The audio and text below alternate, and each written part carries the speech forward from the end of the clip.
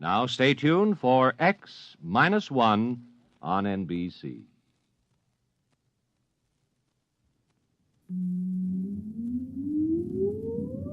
Countdown for blast off. X-5, 4, 3, 2, X-1, fire.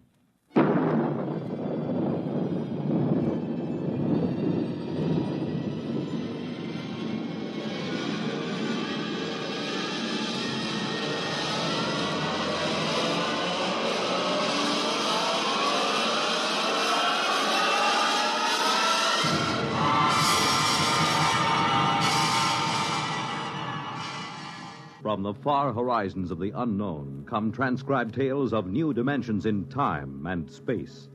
These are stories of the future, adventures in which you'll live in a million, could be years, on 1,000 maybe worlds.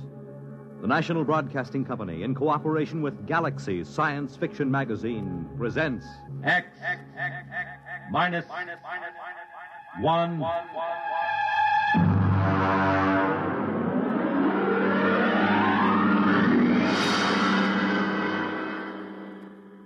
Tonight, Clifford D. Simak's story of the 21st century, How To.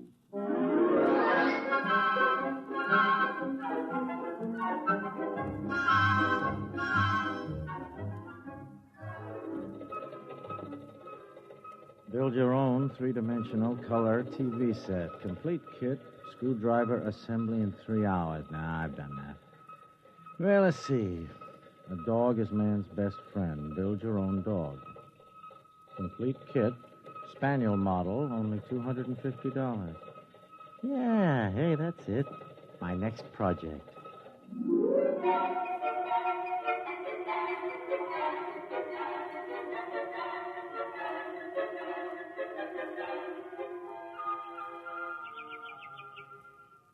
Gordon, is that you? Yeah.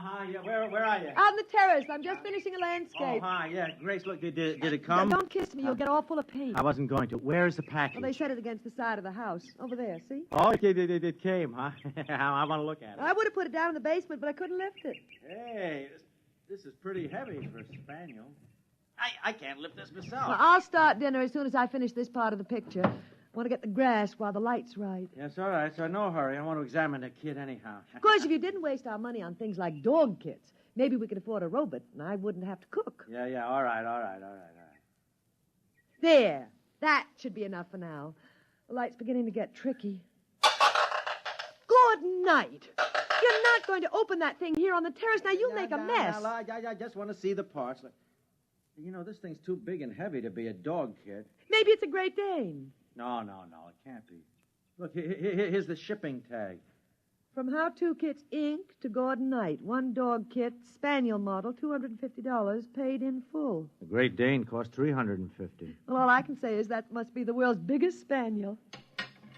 Hey, you know, that's darn funny. I told you I don't want you fooling around with it up here. Now take it down in Grace, the basement. this can't be a dog kit. You know what I think? It's a robot. A robot? But you didn't order a robot. Or did you? No, certainly not. They made a shipping error. That's about the size of it. Ah, doggone it. I'll have to put this crate back together again and call the express company. Are you going to return it? Well, certainly I'm going to return it. You don't think we can keep it, do you? Well, why not? The tag says paid in full, so they can't say we owe them anything. But it's a robot. They're expensive. Well, I don't see how the company will ever know. When inventory time comes around, they'll be short one robot and long one dog. Of course, I've always wanted to put together a real robot. Lord knows when I'd get another chance. Then it's settled. No, it is not settled either. I'll tell you what, I'll put it together just to see what it's like. But I won't activate it, see? I mean, I'll, disassemble it right away and ship it back to the company.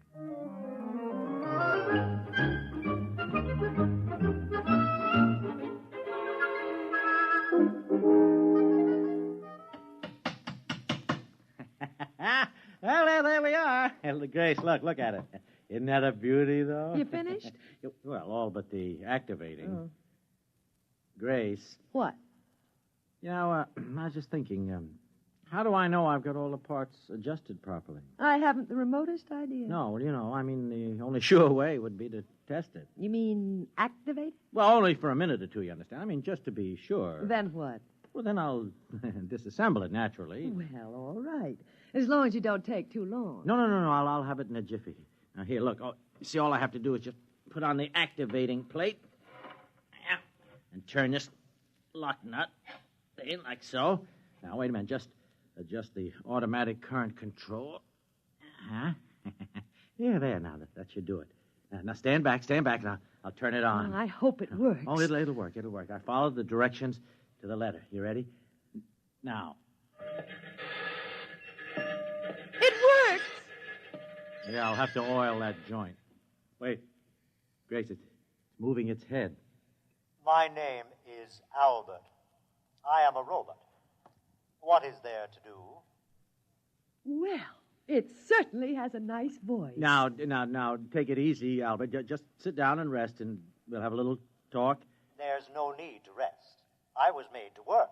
Well, as long as it doesn't need to rest, I can think of 100 things for it to do. Now, there's the house and the garden and the lawn. No, look, Grace, I wonder if he could learn to cook. A robot can be taught to do anything a person can do. Oh. No, hold on a minute, Albert, please, and listen to me. We can't keep you, you understand. I mean, you were sent here by mistake.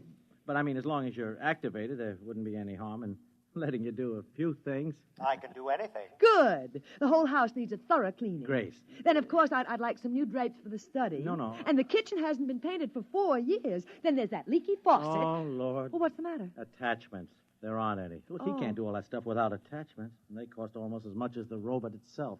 Don't worry about attachments. Just tell me what's to be done. Well, you heard my wife. Oh, what about your grounds? Oh, I got 100 beat-up acres that need attention, but of course I realize that that's too much work, huh? Don't worry about a thing. I can fix it for you. I will make the necessary equipment. Make your own attachment? Don't worry about a thing. Yeah, but how? Oh, for heaven's sake, stop arguing with him and let him get to work. I'm not arguing.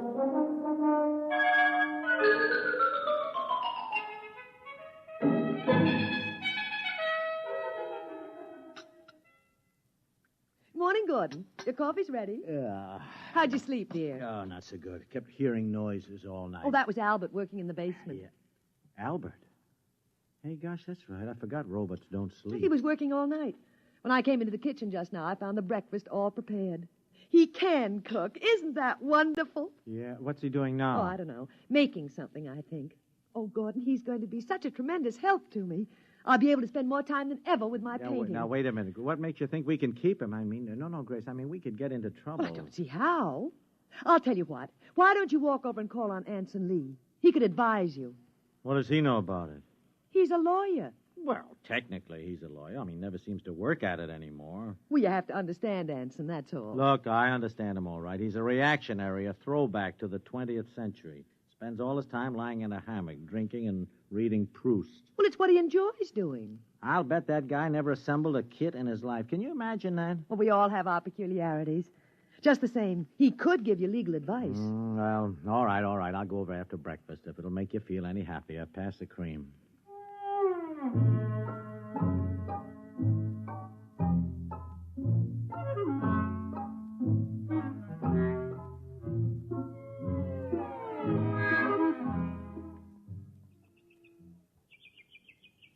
I'll have a drink night. Hard cider. Made it myself. Thought you didn't go in for home projects, Lee. Oh, I don't. Making this cider was the first honest work I've done in years. I don't doubt it.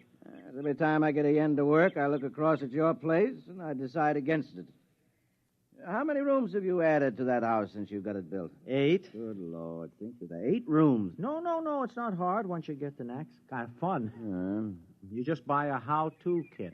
Sure, I know. Just follow directions. That's right. Anybody can build a robot on a kitchen table. Well, no thanks. Well, why do you say that? What? I mean about building a robot. Oh, I don't know. I suppose I expect you to start building one any time now. You've done everything else. What's got into people these days, Knight? They just aren't equipped to enjoy their leisure. That is, most of them aren't. Me? I am. I read, and I lie in a hammock, and now and again I even think. Yeah. Yes, I guess that makes me an eccentric. Here, have another drink. Oh, no, thanks. I'll have to get back to my place.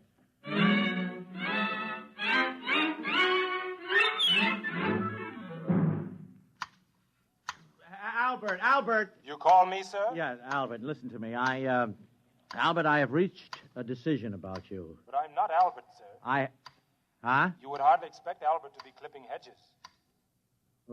If you're not Albert, who are you? Abe. Albert is down in the basement. Well, what are you doing here? Where did you come from? If you wish to talk to me, you will have to move along the hedge with me. Oh. I cannot stop working. Oh, okay, move along. But where did you come from? Albert made me. Albert made you? And now he's down in the basement working on Alfred. Alfred? Another robot? Certainly. That is what Albert is for. He makes robots. Oh, no.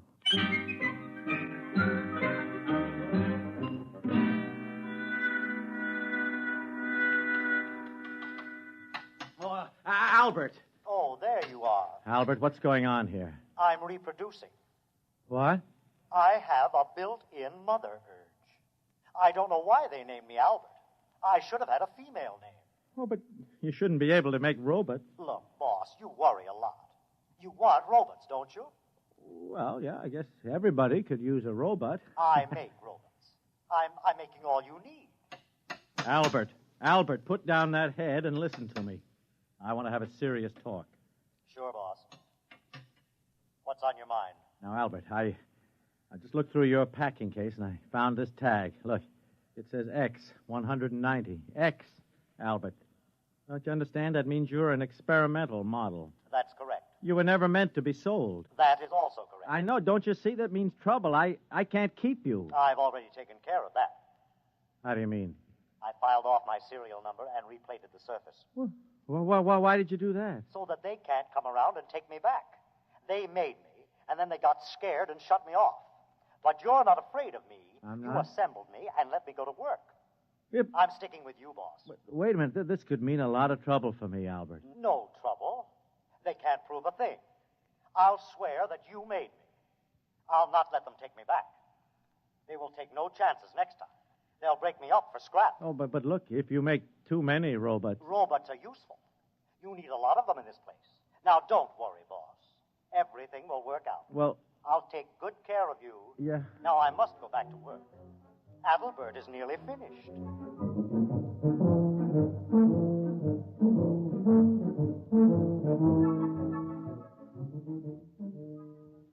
Mr. Knight, I'm from the county tax office, tax assessor. Oh, I didn't know you fellas came around more than once a year. Ordinarily, we don't. This is a special case.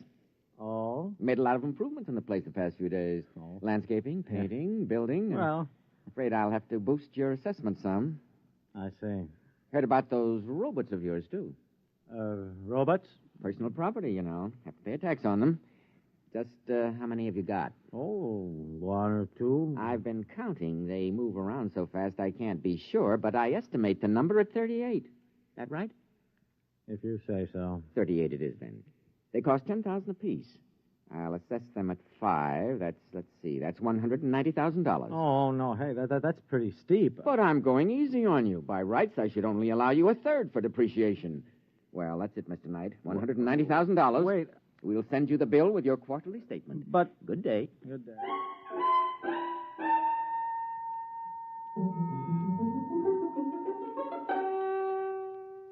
Now, Albert, look, I've been holding off until we got the new landscaping job under control, but I can't hold off any longer. I mean, we got to start selling some of the robots. Selling? Yeah, 20 of them. That should do for a start. The tax assessor was here. I need the cash. You can't sell the robots, boss.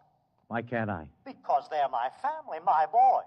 Named after me, all of them. Albert, I'm sorry, but that's ridiculous. They're all I've got, boss. You wouldn't sell your own children, would you? Well... All their names start with A, just like mine. Abe, Adelbert, Alfred, Adam, Aaron, Anton, Axel. All right. Don't go through the whole roll call. I mean, the point is I need the money. Don't you worry, boss. I'll fix everything. You have nothing to worry about.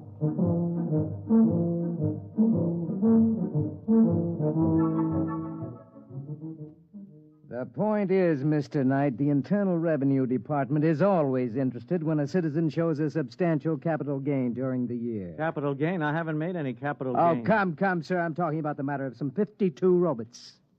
Well, as I understand it, their retail value is $10,000 each. So they say. 52 times 10,000 is $520,000. On capital gains, you pay 50% or $260,000. 200. Oh. A tax roughly of $130,000. What do I do? By the 15th of next month, you must file a declaration of estimated income. You pay half of the due tax at that time and the balance in monthly installments. And there's one other matter. One other matter? We investigated. We found you make $10,000 a year. Huh? Would you tell me, out of personal curiosity, you understand? I understand. Just how a man of your particular means could show a capital gain of $500,000 in so short a time?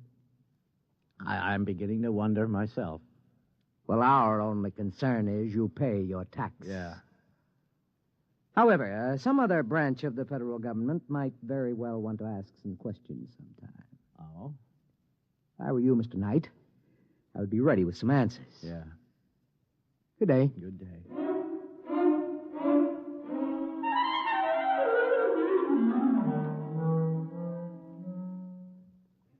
Albert, now look, I tell you, this is a crisis. Do you understand it? Like it or not, I have got to sell some of your boys, a whole bunch of them. Boss, I told you not to worry. Not to worry. Listen, I just came from the income tax people. I owe the government a cool $130,000, and those boys don't fool around. I'm desperate. Money is no trouble, boss. Come here. Come where? Over here. Look at this. What's this? What, those bales? What have they got? Don't tell me. Full of money, boss. Help yourself. You mean the actual, real money in those bales? Not stage money now. Real money, boss. No ones, of course, but lots of 10s and 20s. Yeah. That bale over there is full of 50s. Full of 50s. We didn't fool around with the ones. Albert, look me in the eye. Did you make that money? You said you needed it. We took some bills and analyzed the ink. I found out how to weave the paper and made plates. I hate to sound immodest, boss, but they're beautiful. Oh, my gosh, I'm a counterfeiter, too. We just ran off as much as we thought you'd need. Yeah.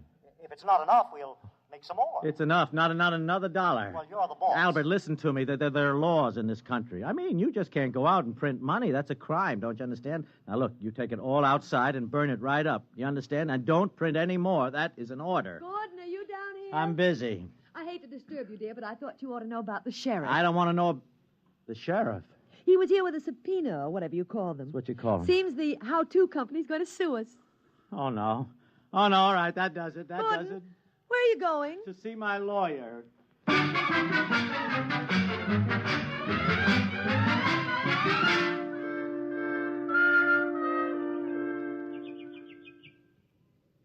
Well, offhand, old man, I'd say you were in quite a jam. I didn't have to walk all the way over here to find that out. The point is, Lee, what in the name of heaven can I do? Well, first, you'll have to file a declaration of estimated income. Even if I can't pay? Well, especially if you can't pay. Oh. Technically, then, you haven't violated the law, and all they can do is to try to collect what you owe. Yeah. They'll probably slap an attachment on your bank account. What bank account? I'm broke. Oh. Well, then I'd say your major worry is the how-to company suit. Yeah. Now, if I were you, I'd settle it out of court. Out of court? Mm-hmm. They might call off the action if you returned all the robots. Albert says he'll testify that I made him. Well, Albert can't testify. As a robot, he has no standing in court. Mm-hmm. No, you better give them back and get what terms you can. No. I won't do it. Huh? I won't. Don't you see? They don't want Albert back because they can use him. They want to break him up to maintain their robot prices. Don't you see? It might be 1,000 years before his principle is rediscovered, if it ever is. Mm-hmm. Would that be bad? I don't know. Only time will tell that, but, I mean, you could say the same thing about any great invention. Look, no, I will not let them destroy Albert. Yes, I see your point, Knight. And I like it. You like it? Uh-huh. I'll take the case. Now, of course, I ought to warn you, I'm not a very good lawyer. I know. I don't work hard enough at it. But I do have a chance, huh? In all my practice at law, Knight, I never saw a man who had gotten himself as fouled up as this. No. I'd say your chances are nil. Yeah. Boss? It's Albert. Boss, I heard about the suit. Yeah, it's all right, Albert. Mr. Lee here is going to handle our case. We robots want to help. I'm afraid there's not much you can do. Oh, yes, there is. I'm building a lawyer robot He's building a lawyer robot. with far greater memory capacity than any human, and with brain computers that operate on logic. That's what law is based on. Isn't it? Logic? Well, so I've heard. But it won't work, Albert. To practice law, you must be admitted to the bar. To be admitted to the bar, you must have a degree in law and pass an examination. And although there's never been an occasion to establish a precedent, I suspect the applicant must be human. Lee, wait a minute. What about law clerks? I mean, they don't have to be human. Well, I'd say that was completely true. Yeah, then Albert's robots can be clerks. Mm-hmm. Well, could be. See what I mean? Yes. It's never been done, but there's nothing in the law that says it can't be done. Then it's settled. I'll make a dozen to start. Each one will be an expert in one phase of the law. Boss, you're going to have the most powerful battery of legal talent ever assembled under one roof.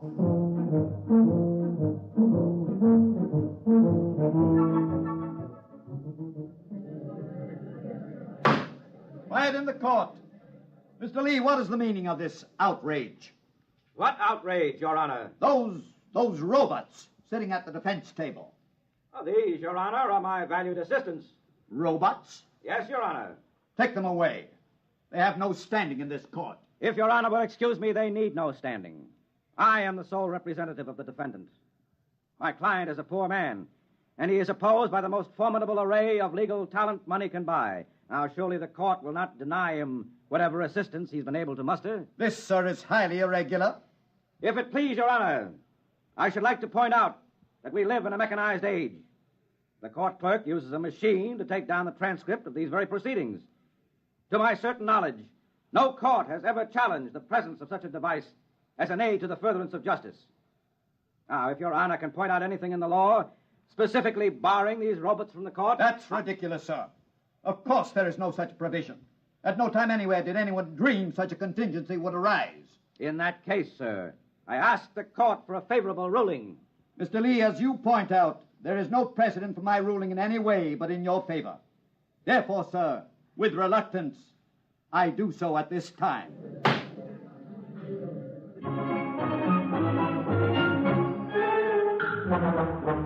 And what kind of a day has it been?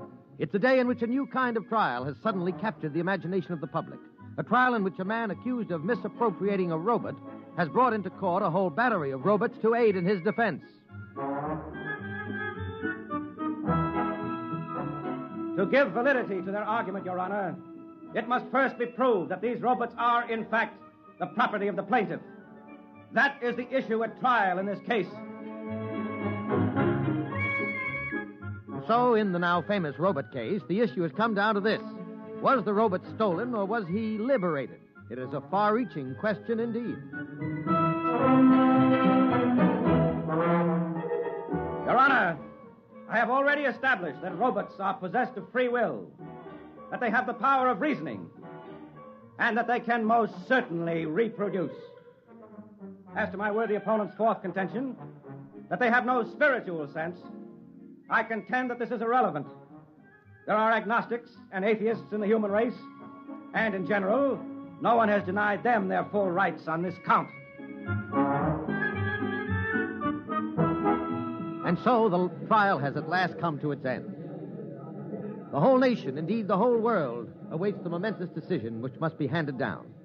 In Washington, D.C., Treasury officials have been meeting steadily for a week to find some way to avoid the loss of the enormous taxes on robots in the event the decision rendered is in favor of the defense. One high government official has said that if robots are declared free and equal, it means they must be given full citizen rights under the Constitution.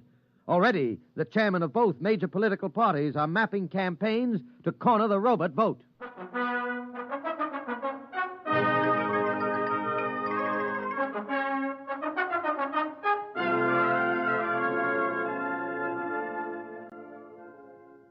Welcome home, darling. Yeah, thank you. But what's going on here, Grace? I have more trouble getting into my own home than into the Pentagon. Oh, you mean the robots? They've set up a defense perimeter. A defense... Uh-huh. Albert. Hello, boss. Welcome home. Albert, what is the meaning of all the barbed wire and the rocket launchers? Just precautions, boss. We're ready for any situation.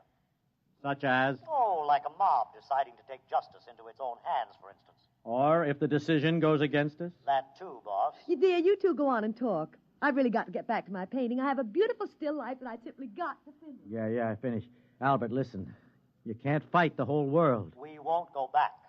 How two kits incorporated will never lay a hand on me or any of my children. Albert, this is madness, don't you understand? They'd get you with one bomb. And me, too. Better to die fighting, boss, than to live in chains. I don't know. That's our motto.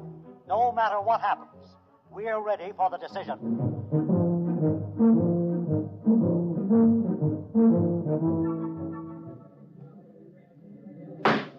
The court is ready to render its decision. It is the most difficult decision I have ever made. For in following the letter of the law, I fear I may be subverting its spirit.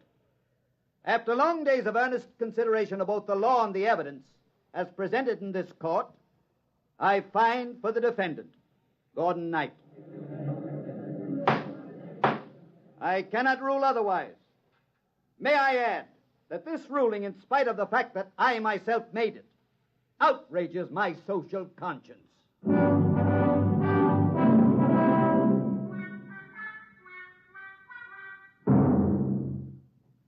You did it, boss. You did it. We're free. Yes, Albert. We sure did it. Where's my wife? In the studio, painting. Not another landscape. Her 5th this week. She's doing very well. Yes, isn't she? And I am working on a new robot for her. A painter. Soon she won't have to bother doing it herself. That's nice. And you won't have to do anything anymore either, boss. Oh? Not a thing. Oh? We're going to take care of you from here on out. Thanks. Did I tell you about my new children yet? No, I don't think so. Alice, Angeline, Agnes, Agatha, Alberta, and Abigail. Daughters? 6 of them, boss. And all with a built-in reproducing instinct just like mine. Oh, no. They're down in the basement now turning out robots. Great. We've got everything worked out for you, boss. You won't have to worry about a thing for the rest of your life. No, Albert. Not a thing.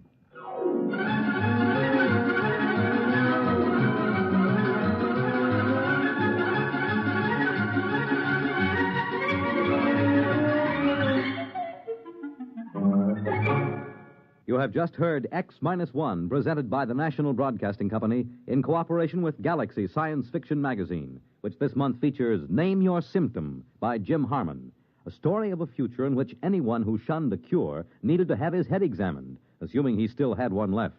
Galaxy Magazine on your newsstand today. Tonight, by transcription, X-1 has brought you How To, a story from the pages of Galaxy written by Clifford D. Simak and adapted for radio by William Welch. Featured in the cast were Alan Bunce, Ann Seymour, Les Damon, Joseph Bell, James Monks, William Key, Lawson Zerby, Santos Ortega, and Ben Grauer. Your announcer, Fred Collins. X-1 was directed by Daniel Sutter and is an NBC Radio Network production.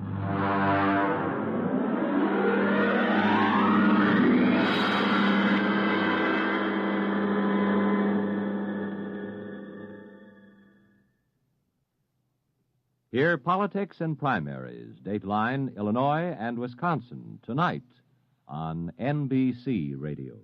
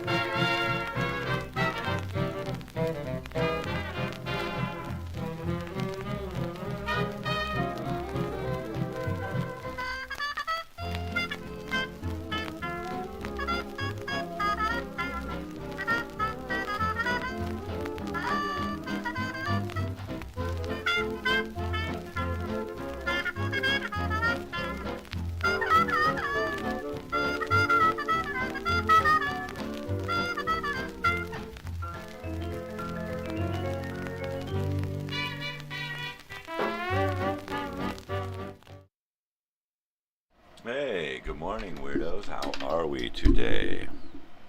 I'm just trying to straighten stuff up here on my live feed so I can see what the heck is going on. Just making sure I'm alive. Am I alive? Hello, am I here? I don't know.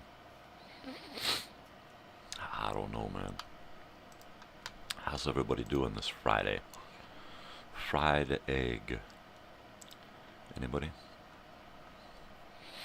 I'm just doing my usual coffee thing here. I don't need this. I don't need this. Boy, I got myself in my head enough. Did you listen to X-1 this morning? How to? Everybody needs to build their own robot, right? Wouldn't that be great if we had robot kits? We could just order a robot kit, build a robot, and basically have your own mechanical slave. Yep. Arg. But it turns out the robot that he got had a mothering instinct, the urge to reproduce. And then with that many robots, of course, the tax man came around, wanting his piece, the grubby little fuckers. Uh-huh. Uh-huh. Uh-huh. Uh-huh. Uh-huh. Oh, yeah.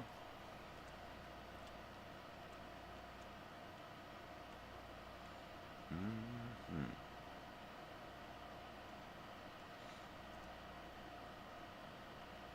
I'm up to about 41 educational movies, educational films, ready to upload for next month. I need 40, so I'm gonna do about 50. Figuring that I'm gonna get rejected on a few because of copyright. But yeah. Yeah. Totally. There's some great stuff. There's one that I've got here called Junior High School, and it is a student film made by kids, I believe, from what I understand. And it's a musical. It's a musical comedy. It's like a 1978 version of kind of like Grease, almost. You know, it's just a really cool, kooky little thing. A lot of kids singing and dancing, which really makes it seem weird. I mean, it'd be one thing if it was just like a 30-minute show, you know, kids in junior high doing junior high stuff. But it's that, but then you weave in song and dance, and it just gets really weird, right? It's just really weird. Seem dark in here? It seem a little dark in here? Or is it just me? Am I having a stroke or something? I don't know, man. Oh, he's a funny guy. Yeah, fun guy. He's a mushroom.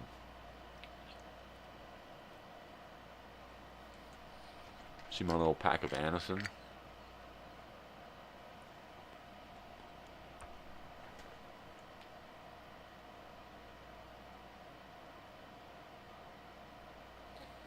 My little pack of Anison. Aspirin.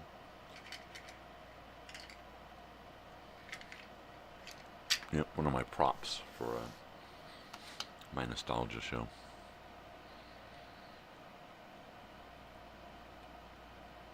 Update on my house. It sucks. The bathroom floor was wet. I told my daughter, I kept going in the middle of the night and the floor would be wet. Every time I'd stop, you know, I'd go in there half asleep to take a leak, and I'd look down and the floor would be wet. And I'm thinking, God, did I just piss all over the place? I'm checking my shoes and shit, my slippers. And so I'd, you know, dry the floor down and wipe everything up, thinking, oh God, I'm a slob. And as it turns out, it was leaking from the shower.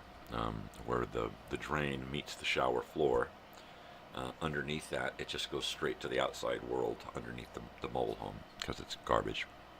But so the two flanges that screw together to make that thing tight over the little thin piece of fiberglass shower floor,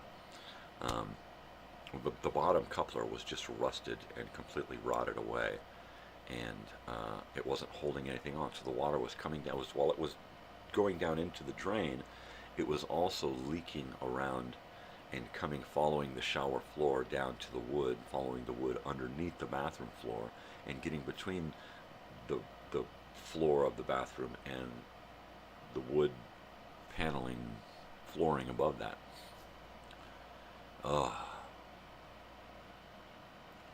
So I had to rip it all out, and now I've got parts that I have to try to figure out how to replace or repair or both. And while I was able to find big rubber gaskets to fit the bill, I don't have anything for the underneath side because that piece rotted away. And the piece that I picked up is too big. So it's going to be interesting trying to get this figured out. So I've got to take a handful of crap parts to Home Depot and sit in there scratching my head trying to piece something together. So that should be fun. So until then, oh look, here I am. Oh, hi. So until then, I am not going to be able to shower, nor will anyone else. So we'll probably take the kids to an Airbnb today that we're going to clean. I'll let them shower while we're cleaning. And then, no more and then. And then I'll have, this morning, of course, to go to Home Depot. Well, I don't really have, we've got to clean a house today. And I've got the air cooler to work on. I couldn't work on it yesterday because we were too frustrated with the damn shower. So we did get pads at Home Depot. We got pads for the swamp cooler. The big Durango side mount swamp cooler. So that's ready to go. We just have to assemble it now, put all the pieces on, ready to go. We would have done that last night had I not destroyed my back getting under the mobile home, sitting in a little tiny squashed position and then looking straight up like a flip top, like a Pez dispenser, right? I had to flip my neck back and look straight up. And just doing that for a few minutes destroyed me last night. I had to come in here and do pain management. And then the pain management just took me right to bed. It was like, okay, I'm done. I'm wiped out. I have to go to sleep or I'm going to be suffering in pain all night. So the best thing I can do for my back is to get stoned and find a really comfortable position in bed, prop my neck up, prop my back up, sit up nice and comfy, cozy, and pass the fuck out. And then about the middle of the night, early in the morning, I'll lay down flat and sleep normally. But usually I'll try to fall asleep with my neck in it, just sitting back, propped up with my neck stuck perfectly. What I need is one of those neck collars, right? That would be really cool. Just keep my neck in one position while I'm sleeping.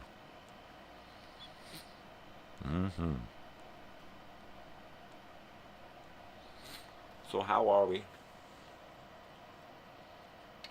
Man.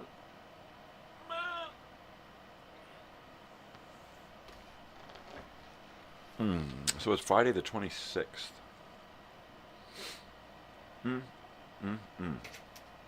Friday the 26th. Fried egg. Tonight's movie is Conformity at 4. And what did I choose for 8 o'clock tonight? I don't know.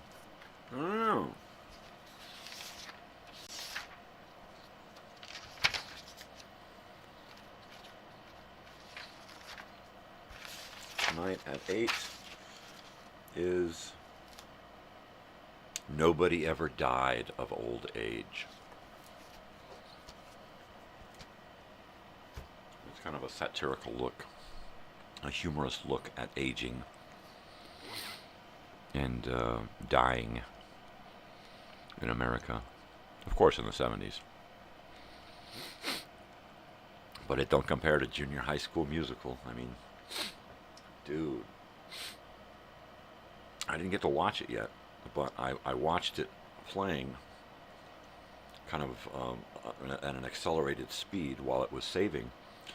And I'm thinking, well, gosh, it started off with some song and dance. That's cool. And then all of a sudden they go into another song and dance, and then another, and it's like, oh, wow, okay. It is a musical. At first I was going to type in musical in the description, and I thought, nah, I better wait and take a look at it and see. Lo and behold, it's a musical production. What amazes me is the amount of talent in that school. They got a hell of a dance department, drama department, a film department, you know. Yeah. What a school. What a school. And for my teenage junior high mind, I'm thinking, wow, man, them chicks are pretty hot, you know. If I was back in junior high, man, I'd be going, wow, man, this is a cool junior high. I mean, well, we had a cool junior high. We had some interesting people going to our junior high. I mean, I went to our junior high, so, I mean, it had to be cool. Yeah, right. A couple of 80s actors, 70s, 80s actors went to our schools out there in Elsinore. Anybody tell me who? Huh? Anybody? Anybody? Number 3. Good morning, Joey. How you doing? How you doing? Hey, yo.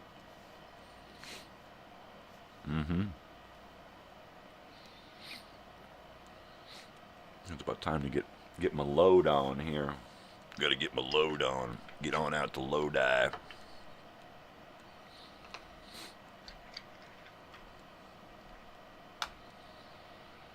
Huh.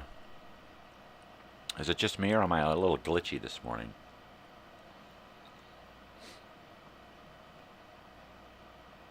Yeah. I'm just a little bit glitchy.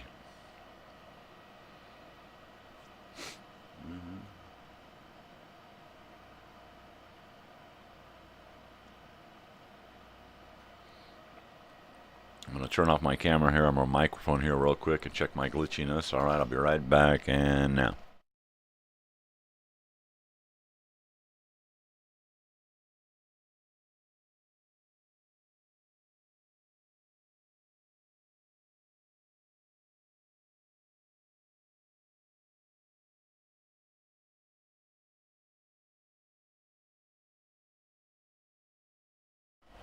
I'm back, baby. Well, my sound doesn't seem too glitchy. My picture seems to freeze and glitch every once in a while. If there's somebody watching who could give me an update on what my glitchiness looks like, maybe it's just me, because my phone here is crap, and it's just internet. I don't have actual phone service on there, no cell service, so it's just using up the same internet that my live feed is on. So it may just be running slow or glitchy because of that.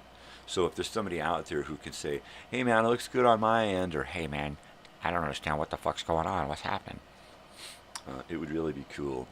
Input, man. I dig it. Oh yeah, baby.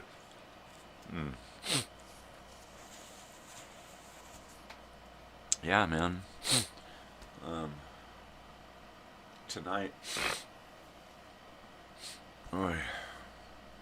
is episode 50, 50, episode 50, 50, half of 100. So 50 episodes tonight on Nighttime Nonsense and Nostalgia. Alright, I've probably dropped an episode or two. You know, technical difficulties and not being here and whatnot. But 50, I'm going to say 50, doing 50 episodes, whether I was here or not. So I'm not sure what I want to do this evening. I got so much crap going on. Got to clean a house, got to fix a house, my stupid shower and plumbing, and I still got the swamp cooler to deal with. So this weekend ain't looking real good for, what you call it, fun? No. It ain't going to be fun this weekend. But Sunday, I'm driving to the Forum to take these kids to a show. So that should be interesting. And weird, Charlie was not supposed to be here. Charlie was supposed to come and stay for a week for the last concert, and we all got sick. And Charlie couldn't go home because of a baby being born at home, right? So Charlie's been here for, gosh, a month since the last concert. When was the last concert? Could somebody tell me when the last concert was that I went to? Oh, I didn't go. The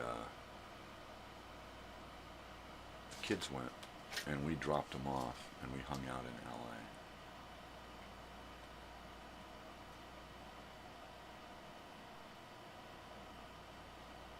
Well, yeah, dude. Let me see if I can find out what... yeah, so it was a month ago, exactly a month ago, on the 28th of June, when we went and took them to Los Campesinos. So now Charlie's going to be here while my daughter is going to another concert with other friends. And it wasn't planned for Charlie to be here. So Charlie's going to be hanging out here with Mom for that night. And I'm going to be hanging out in the car at the Forum parking lot for the night while the 4 kids that I'm taking go in and enjoy the show. Niall Horan. Anybody?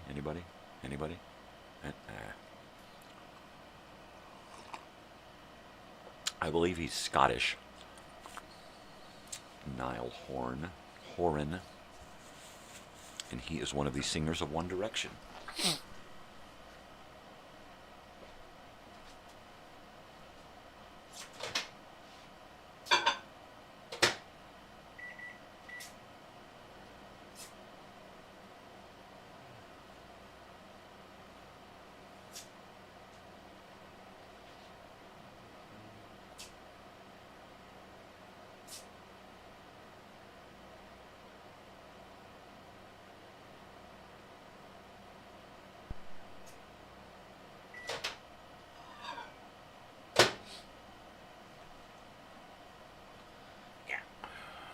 So my daughter and her friends are One Direction fans.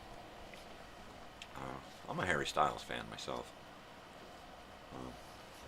I really dig his last couple of albums. The first one was, it was all right. But and then the second one was good, but the last one was definitely my album there. That was the one that I really enjoy listening to. So much so that I've got it on cassette and CD and LP, and that's Harry's House. I dig that one so much. In fact, I'm gonna have to crank it on later this weekend. It's gonna be in the house.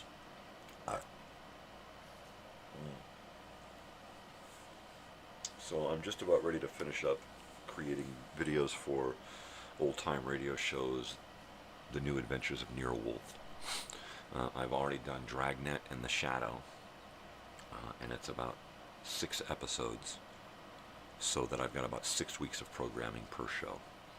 So I'm going to move on to the Great Gildersleeve and upload 6 episodes, or create 6 episodes of Gildersleeve, and then go to Nightbeat. And then all of my X-1, I believe I created 40 episodes of X-1. So now I'll be moving into stuff like The Lone Ranger, Suspense, Escape, whatever I can dig up to fill those spots on Wednesday where there's extra radio shows. So it'll mostly be stuff we've heard before. I really dig Escape. So I'll probably just line them up like they were last month. kind of keep them on the same days, you know. We had Suspense and Inner Sanctum on the 4th week of the month. The 3rd week was Escape and the Lone Ranger. So I'll kind of do it like that, just kind of keep in line, so that we get used to, you know, episodes popping up. Popping up. It's popping up. Is it popping? Mary Poppins? Ah, yeah. It is time to get my friggin' load on. My spine. Oh, it was just frickin' crazy yesterday. You know, it doesn't take much to set my spine in full pain mode. It doesn't. It don't take much at all. Upward gazing, staring up. I mean, I have to really lean my whole body back. You know, if I lean forward and keep my neck looking up, it's just painful. It's just horrible. So I try not to look up. I'm always looking down. It makes painting impossible, because painting is a lot of up and down and looking up and just your whole body just moving constantly. I love to paint house. It's so mentally therapeutic. I love it, and I can't do it anymore. You know, this is about what I can handle nowadays, is sitting here at my computers doing this kind of stuff.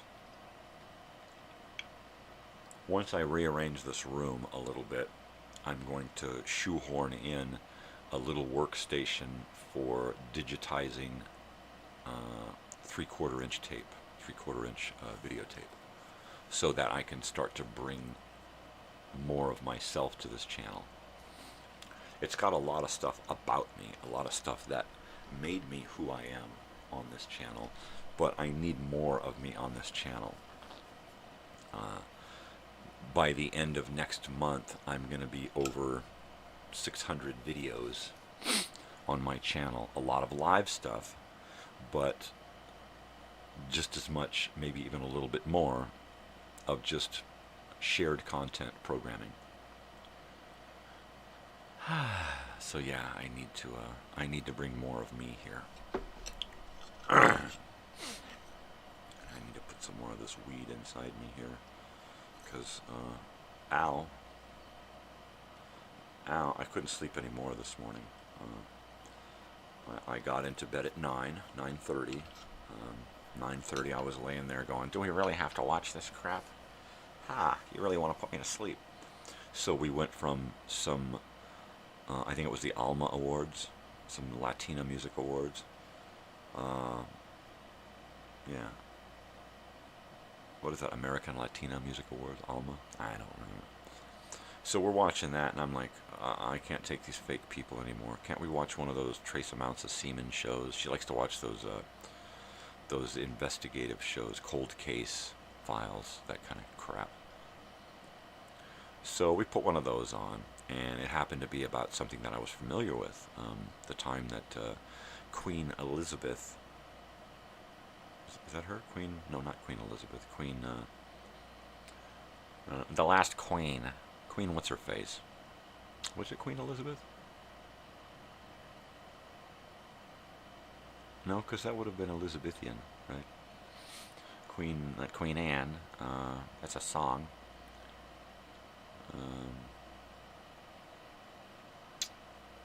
So yeah, not Margaret Thatcher. But the last queen, she came to visit Reagan, and then after that, they cruised around and checked out some spots in the United States. They went to Yosemite. While they were near Yosemite, they got into a car accident. At least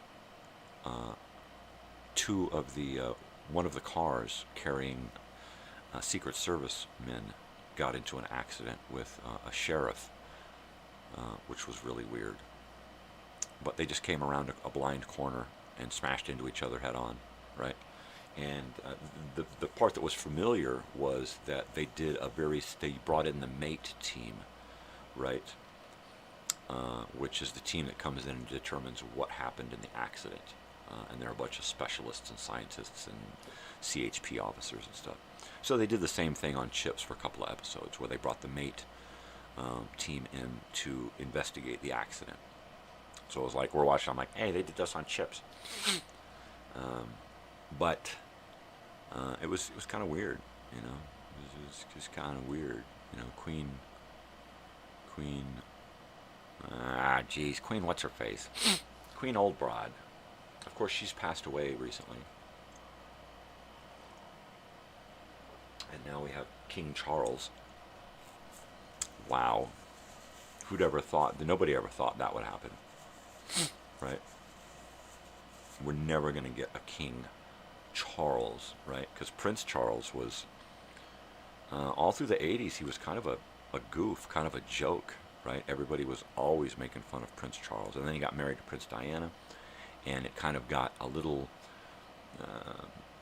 real, but it was really weird, you know, because they weren't made for, not that, you know, there is such a thing as soulmates or made for each other, but they didn't fit.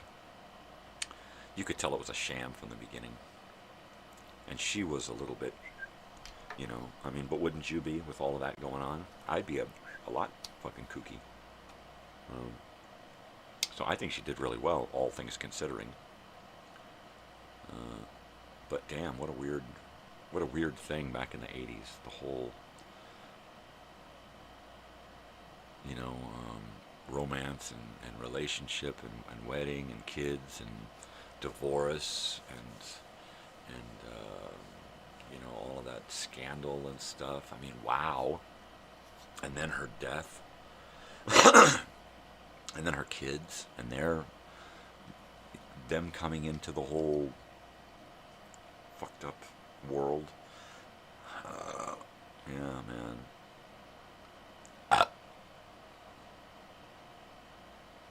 Totally.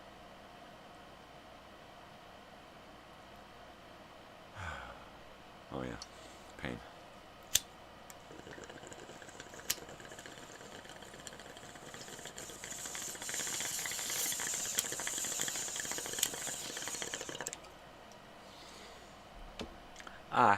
Jeez.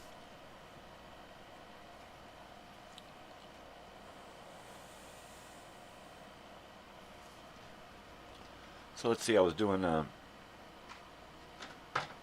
little bit of this. Sativa.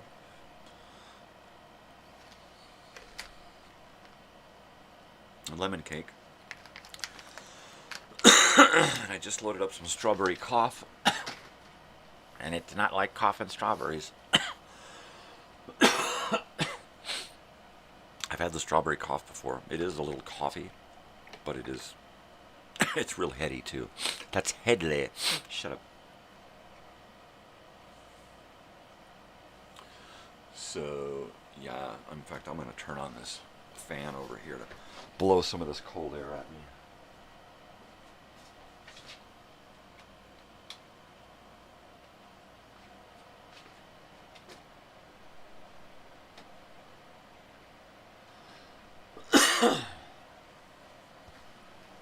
Oh, yeah. Oh, that's better.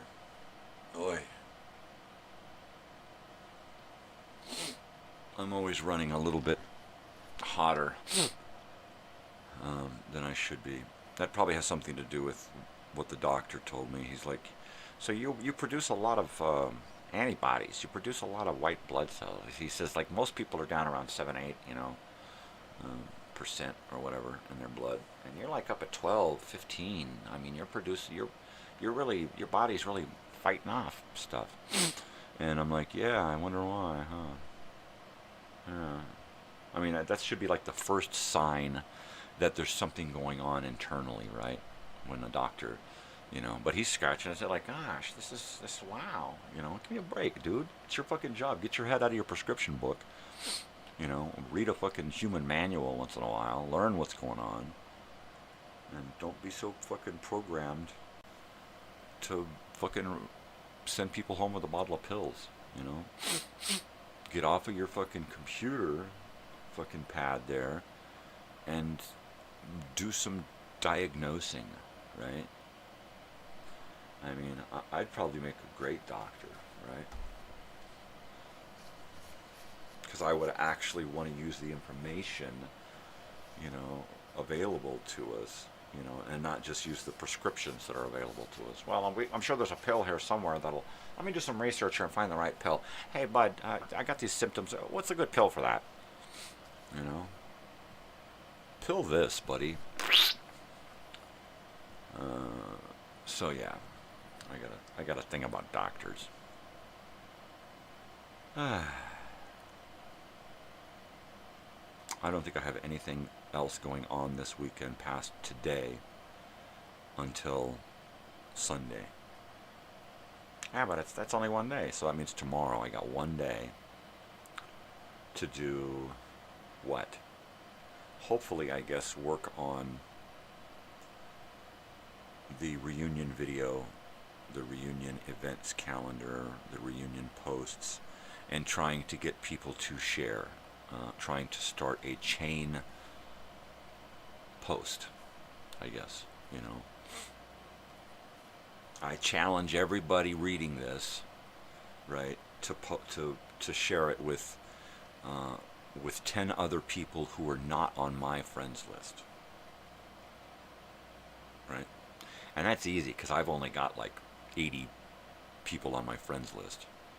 There's a bunch of doubles because people lose their account information and then have to start a new account. So I've got like, you know, 8 of these people over here. And only one account is active, but it's hard, like I don't know which one is active. So I got to go through and delete accounts, you know, of people. And I hate to do that. I hate to delete people because what about if they are still using that account, you know, and then what? He unfriended me, man. Well, I don't like to do that. That's not nice. Unfriending, what a horrible concept, right? I mean, accepting a friend request, right? Unfriending? To create a word, the need for a word like unfriend, that's like rehome. You just want to punch. When somebody says rehome, I just want to choke the life out of them, right? Rehome. You can't rehome a pet. Period. Alright? Rehome your fucking face. Rehome a pet. You know, it's supposed to be a fucking family member, you know? Family member. You don't rehome family members, you know? If you're going to put a dog up for adoption, call it what it is, you know? Abandonment. That's what it fucking is. My new place doesn't accept dogs. Then get another new fucking place or never get a fucking dog again. Ever. You lousy, stinky fucking piece of shit human, more concerned about your capital fucking gains and whatever fucking else that keeps you from taking your responsibilities seriously. Fuck you. Fucking rehome. And you're going to do it with the dog in a fucking cage anyway. So let's hope they get rehomed to someplace who doesn't put them in a fucking cage all the time. Well, I've got to go to work and when I'm sleeping and you know, so I let the dog out of the cage for 2 hours a day. And that's cool, isn't it? Oh, man. Don't even fucking cage a dog around me. I will take that dog out, beat you up, duct tape you, and throw you in that fucking cage. And see, how do you fucking like it?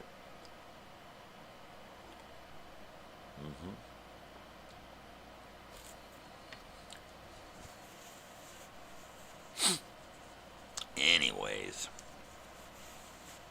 I need to get off of that subject, because... man, I will tear some people a new fucking asshole. Seriously, dude. Seriously, bro. Seriously, bro. Am I really glitchy? Hello? Son of a glitch. Hey, there you are. I just got home from the grocery store. Looks fine to me. Okay. Ah, you did get your hair cut yesterday. Right on. It's not too short, is it? You just got a little trim. Right? Little trim. Sorry I'm late on the comments here, but... my computer sucks. I got, you know, ancient stuff here. I think my computer is built by Atari, you know, or it's, what is that? It's a Commodore 64 that I'm using here. So things are a little slow. Yeah. Ha. Ha. Yeah, see, I'm looking glitchy over here. I keep seeing my picture freezing up and me making real fast movements there. Yeah. So you got your hair cut. Gosh golly, that's great. I was thinking about getting a haircut. I'm going to probably have to get a hair grow first. Yeah, but I'll bump. Jeez. No, really. I did not want to get up this morning. Above the shoulder length. Middle-aged mom now, like my wife. She's got that short hair. Does it bush out like this? Does it come out like this now? Yeah, you have to tighten a ponytail for a little while till it gets past the shoulders a little bit, so it stops looking like the soccer mom hair. Yeah, I'm telling you, man, that middle-aged soccer mom, you know, Joey the MILF.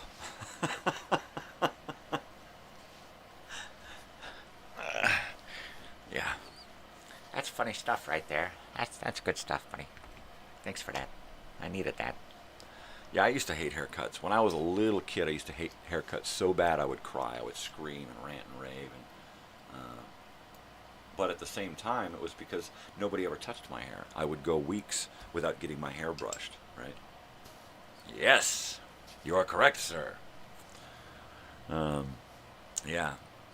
So I used to hate haircuts all growing up, so that by the time I was in my teens, I didn't cut my hair. I just always had long hair, right? Of course, I started brushing it by junior high, but by high school, middle of high school, I was starting to think, man, I got to do something else. And like one time I walked into the back, I had long hair, and it was kind of spiked on top, so it was kind of like that Motley Crue early thing, you know, live wire, Vince Neil hair, because that was in.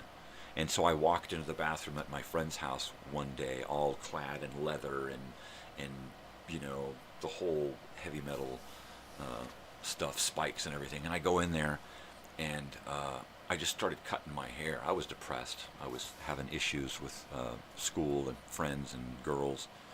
And yeah, haircuts sucked, man. So I walked into the bathroom and I just started chopping, right? I just started chopping my hair. I went in there, took a leak, walked in, looked at myself in the mirror, looked down, found a pair of scissors, picked a pair of scissors up, and just started cutting. Right? I didn't have a brush. I just started pulling my hair up and cutting it. So pretty soon I'm standing in the bathroom, and from the front, it looks like Billy Idol now. I got a full Billy Idol going on.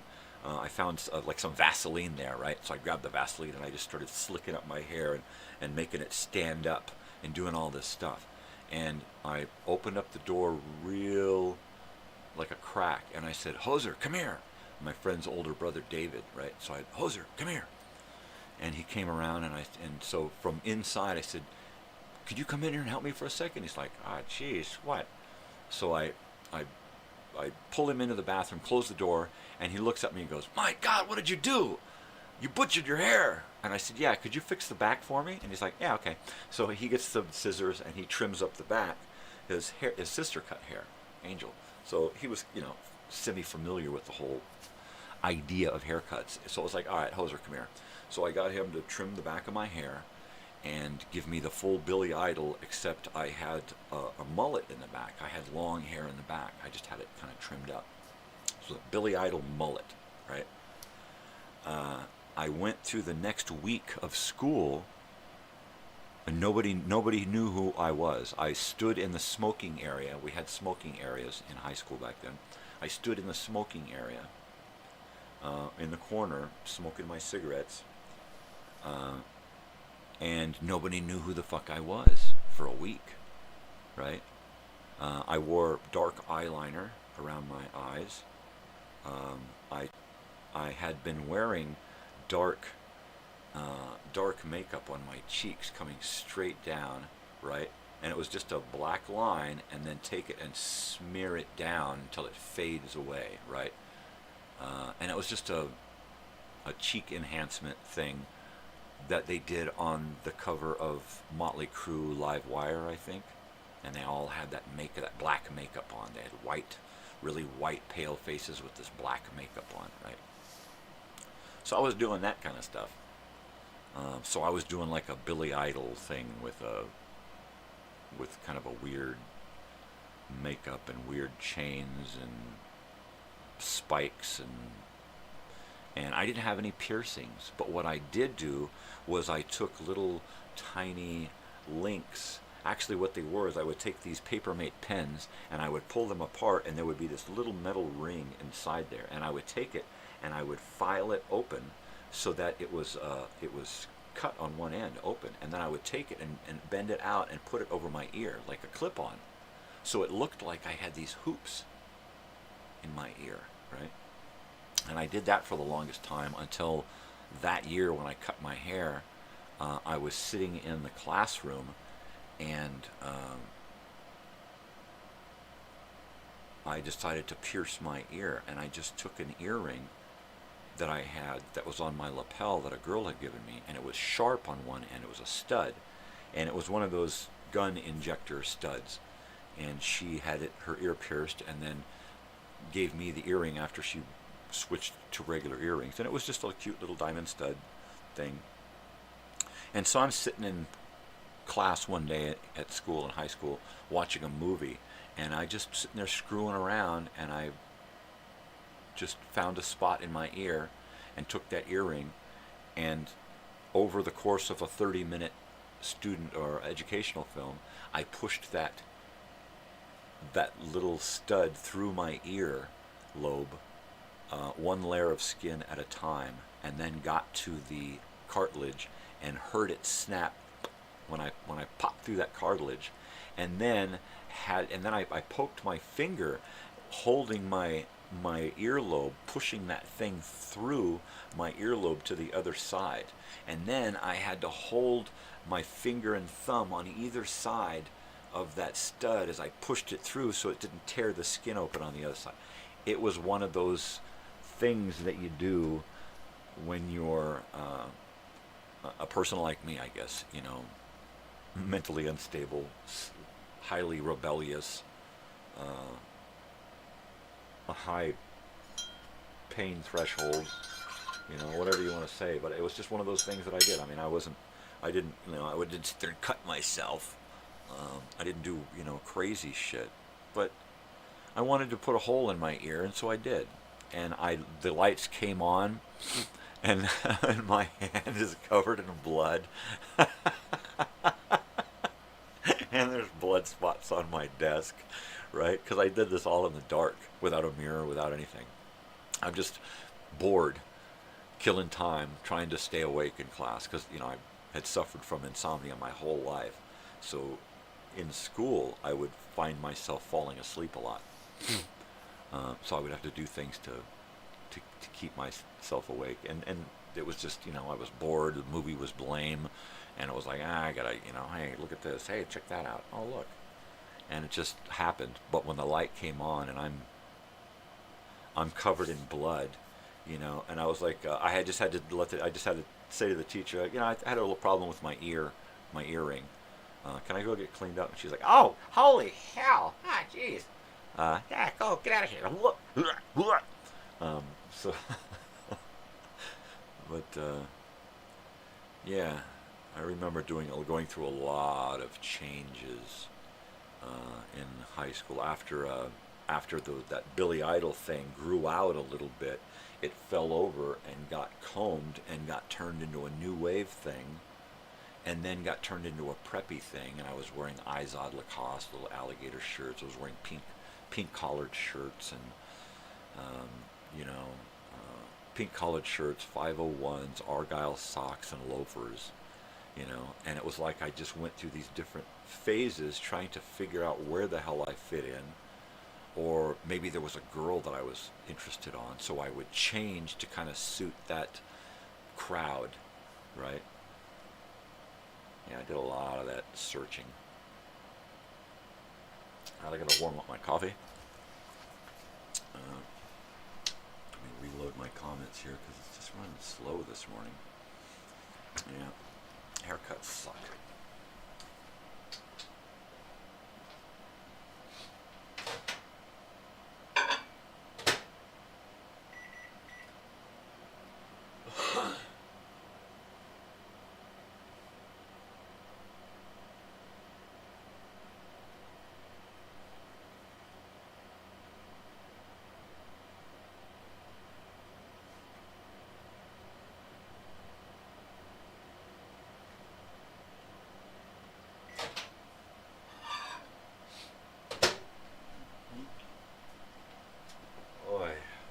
Yeah, too much. Too much. Too much. Too much. Yeah, but watching that junior high thing, even with no sound, just watching the kids and the way they're dressed in 1978, and even though their body language and the way they talk and move and stuff, and the background, the people, the lunchroom, the locker room, the classroom. I mean, everything just like, wow, man, that's really hits close. Now, if we were singing and dancing in junior high, that would be it, right? That would be our junior high experience, right? I was the fat, not so good-looking kid. My friend was the good-looking kid who was, had a good personality. I mean, it was like, yeah, it was crazy. It was the good old days. R. I said R, and I mean R. You ready to do the pirate ABCs? A, B, C, R. That's it. Finito. No más. It's no más. No masa? Well, how are you going to make tamales? Shut up. Coffee. Coffee. Oh yeah. So yeah, once again, I'm short on time.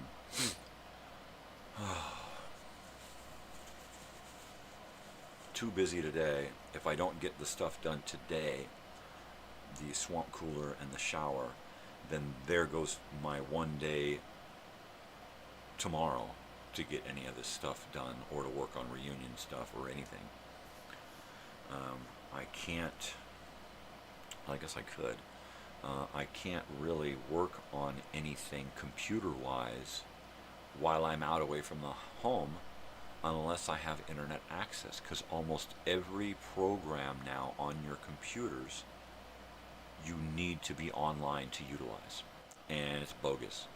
One day I took my daughter to a class, and she's like, I'm going to be there for an hour and a half, and I'm like, well, I don't want to, drive all the way over there and then, drive all the way home and then sit down for an hour and then get up and go back over there and figure, it's like, why don't I just stay here? And so I brought the computer, and I was going to sit and write. I had to write a letter to someone, and I booted up the computer and the program. It's like, you're offline. I was like, yeah, I'm offline. You need to be online to use this. And I'm like, you fucker. It's my Word program. Really? I can't just sit in the middle of the woods somewhere without internet access and write on my Word program. I need to be. Fuck you. So I need to figure out how to use that thing. Okay, fine. Look, I'm not online. Can I just use it and save it myself without being online? Can I do that? So if somebody knows Microsoft and Word programs and understands Wi-Fi and internet and all that shit, let me know what the hell what the hell. Ha! Ha! Ha! And I think one of my DeWalt batteries is dead, not just uncharged, but dead. My wife said she pulled it off the charger and stuck it in the flashlight, and I'm like, click, it ain't fucking working. So I stick another one in there, and it works fine. So it's like, it's not the light, it's the battery. Did you charge this? So, yeah, well, I just stuck it in, and it's dead. So I just chucked it back in the charger. I guess I'll pull it out today and take a look at it. And another one bites the dust. I know there's a way to fix them, recharge them. They just get so dead that they won't grab that charge. I hear a dog scratching feet next to the door. Be right back.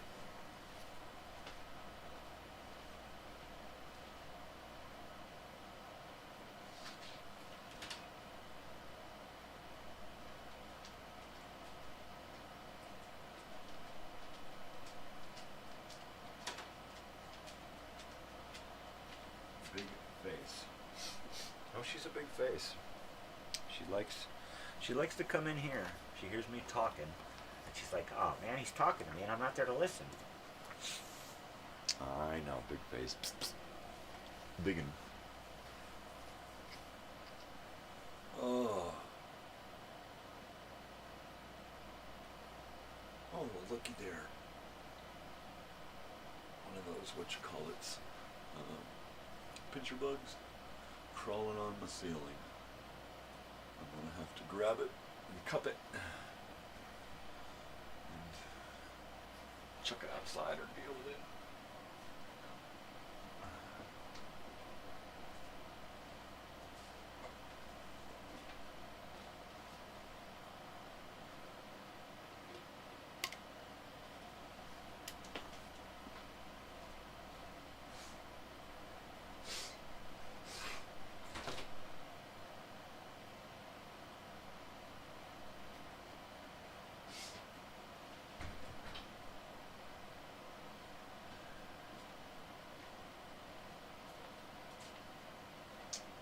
Yeah, that's what it's like living out here in the wild in a house that doesn't really seal up, right? It's a mobile home.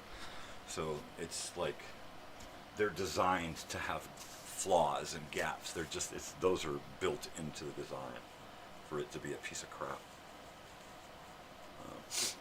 They're not built for long-term living, and therefore, after a few years, they're not really worth living in anymore. And this one was put here in the 1960s. So you can just imagine what kind of condition it's in. What are you going to do? Spend, 30 years and $500,000 on a piece of crap that you can't afford, and you're going to have to sink money into that. Yeah, so we sink money into this little piece of crap. We don't have to put as much money into it because it's not a real piece of crap. It's just a fake piece of crap.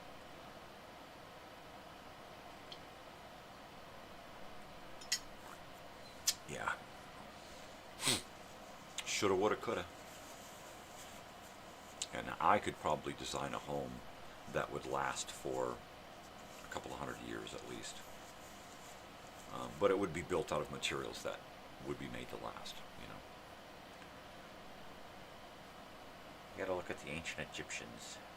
Built stuff out of stone. No, concrete is good. Concrete and steel. Concrete and steel is really good. You start getting into wood and you start limiting the life of a home, right? So you get into blocks and bricks and concrete, rebar and that kind of shit. That's the way to go. But probably large slab pieces of concrete, prefabricated and assembled, would probably be the best way to go rather than bricks and blocks, because those, they have more room for flaws and more room for erosion and stuff. You got 1,000 bricks on a small wall, and you got all of these cracks where you got to fill with concrete, and a lot of that is going to fail at some point. Bricks are going to get moved and things are going to start to get weak and wobbly. Whereas if it's a large piece of hard granitized slab concrete with rebar reinforced and stuff, all the window holes and door holes formed into it, so that it is one solid piece.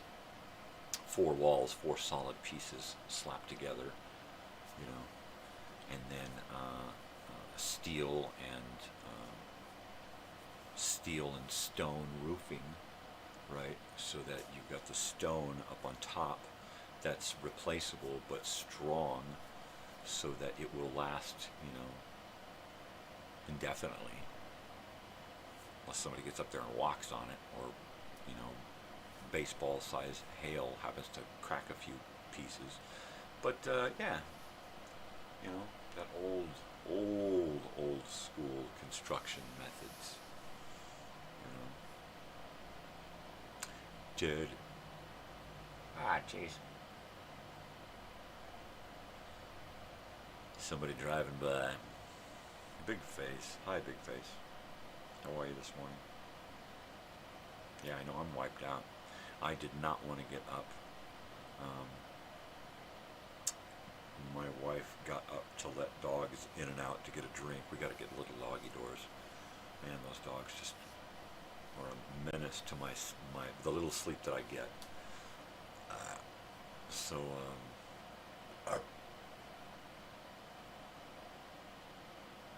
Yeah, she got up last night to let them in and out for water. And I woke up like, what the hell's going on? TV's off, door's open. And then, of course, I had to take a leak, and then couldn't get back to sleep right away. And then I got up again an hour and a half later and had to take a leak, and then started coughing because I tried to lay down, and then every time the alarm would go off and I'd hit the snooze, I'd cough for a couple of minutes before I could get back to sleep. You know, just getting old. Used up. It ain't the years, baby, it's the mileage. It's the mileage. You'd think there'd be more light over here, you know? I hate to turn on this. I gotta put an overhead light in here, you know? That's what I need. I need a good overhead light. Something that really brightens up this room. I've got the light coming off my monitors here, but it just doesn't do enough because a lot of the stuff on the monitors is dark. I mean, look at my picture. It's pretty dark. Pretty dark.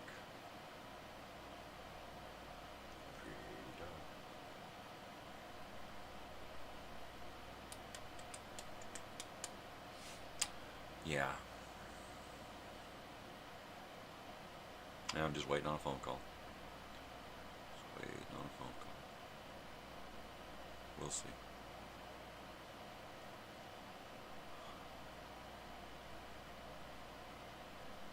Jeez, yeah, 6 o'clock. An hour after I've started drinking coffee, an hour after I've had my cereal bar. So my stomach is going to start to wake up and say, hey, you remember me? And I'll say, no, who are you? I don't know nothing about you, man. Get away.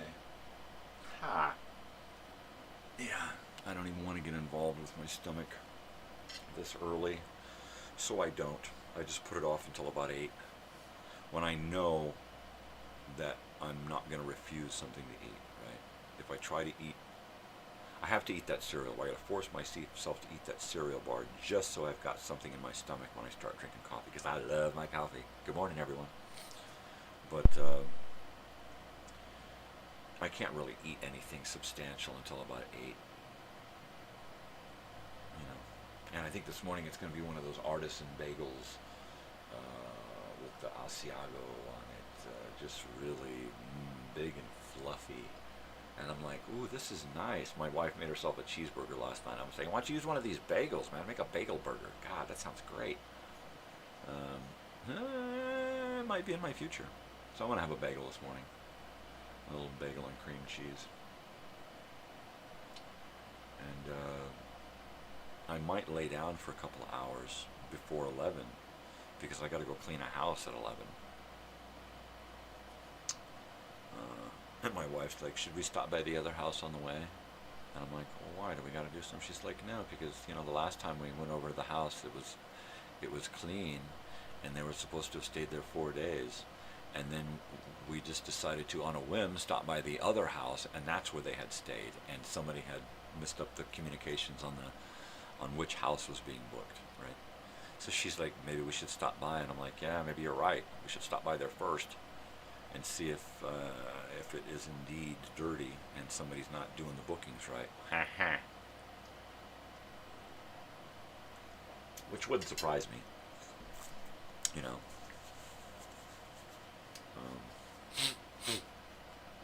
Would not surprise me at all. Yeah, man, I'm totally back in that house where I cut my hair. You know, God, what year was that? 85. 84, 85. Something like that.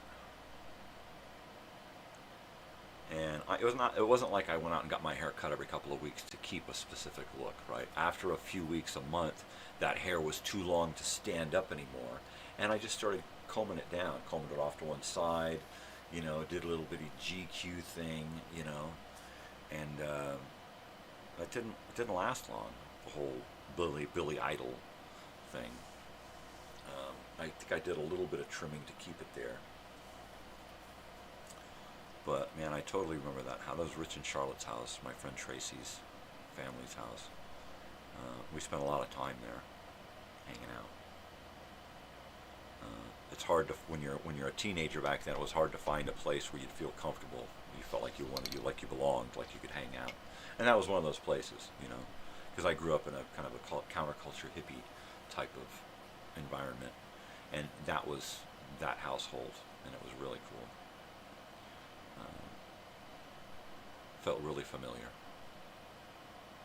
It was totally cool. Anybody there? Hello, is this thing on? Hello, is this on? Am I glitchy? Am I being heard? I'm gonna do one of these things here that I do when I do what I gotta do, because I like to do what I do. Here, so here I go.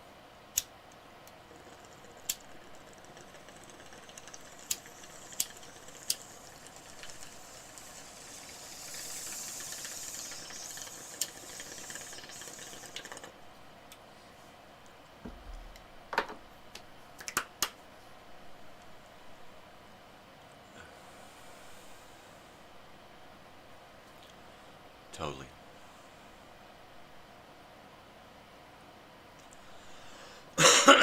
Yeah, probably a good nap would help me to get the stay motivated, because I'm gonna have to think about going to Home Depot and trying to figure out what to do part-wise. We got a bunch of things to take back, and I need to bring back the correct stuff to finish this off. I can't, it's just a prefabricated shower thing in there. I could go and I could say, okay, look, let's measure this, buy a new floor basin, and buy the 3 panels and the seals, and just create a new shower in there, right? But the floor is warped. The floor is chewed up and torn up, and I would literally have to strengthen and straighten and unwobble my floor first to feel comfortable building a new shower in there.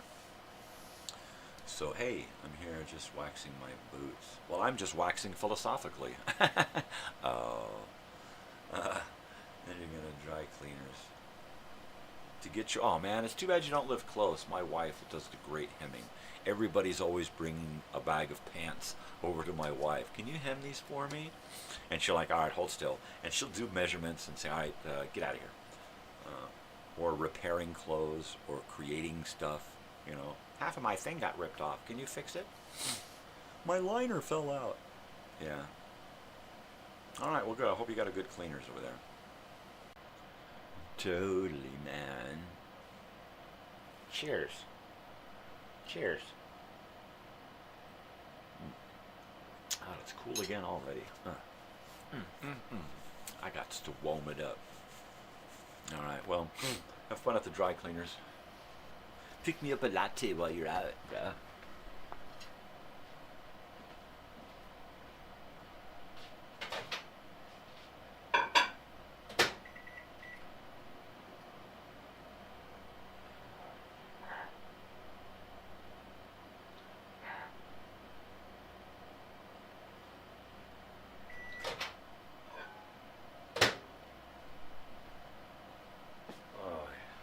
This coffee is not waking me up. It's not working. Oh, I know it's coffee. I made it. I know it's strong enough. I made it.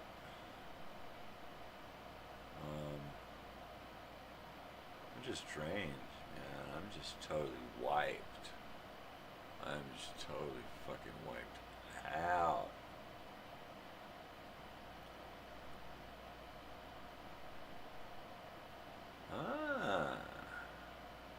sewing machine, huh? Yeah, we you know, since I met my wife, she's owned a sewing machine. As long as I've known her, 25, 26 years, I've known her to have a sewing machine. When she was a kid in school, I think like the 6th grade, 7th, 8th grade or something, she studied sewing and learned how to be a seamstress. So, yeah, by the time, I don't even think she went to high school. Before high school, she could sew anything. She could just take a pattern and create anything out of it. She learned in school. I mean, what a talent, right? For the first 10 years of my daughter's life, she made all of her clothes and costumes and everything, outfits for our dogs. I mean, yeah, it's fucking awesome. Oh, see, now I never got to learn how to use one in high school. I took home economics, which is that kind of class, and learned how to do some cooking, and learned a lot about the kitchen, and check balancing, and how to keep a family budget, household budget, and that kind of stuff. But I never got to learn how to use a sewing machine. You would have been good in the drama department, doing like costumes and stuff. That would be like that junior high school musical thing that I was just talking about that I watched. I mean, imagine being in a school that has all the departments that are so accelerated. A drama department that has these kids, the dance department, the film department, the audio video department, the props department, all of these different departments in the school to put on a production like that, right? Wow. When I was in high school, I had to make my own costume, a super pickle. I was super pickle. And I was just a big green pickle with a cape. And I had to make this costume out of wire and green material that I scavenged, and I had to hand sew it myself.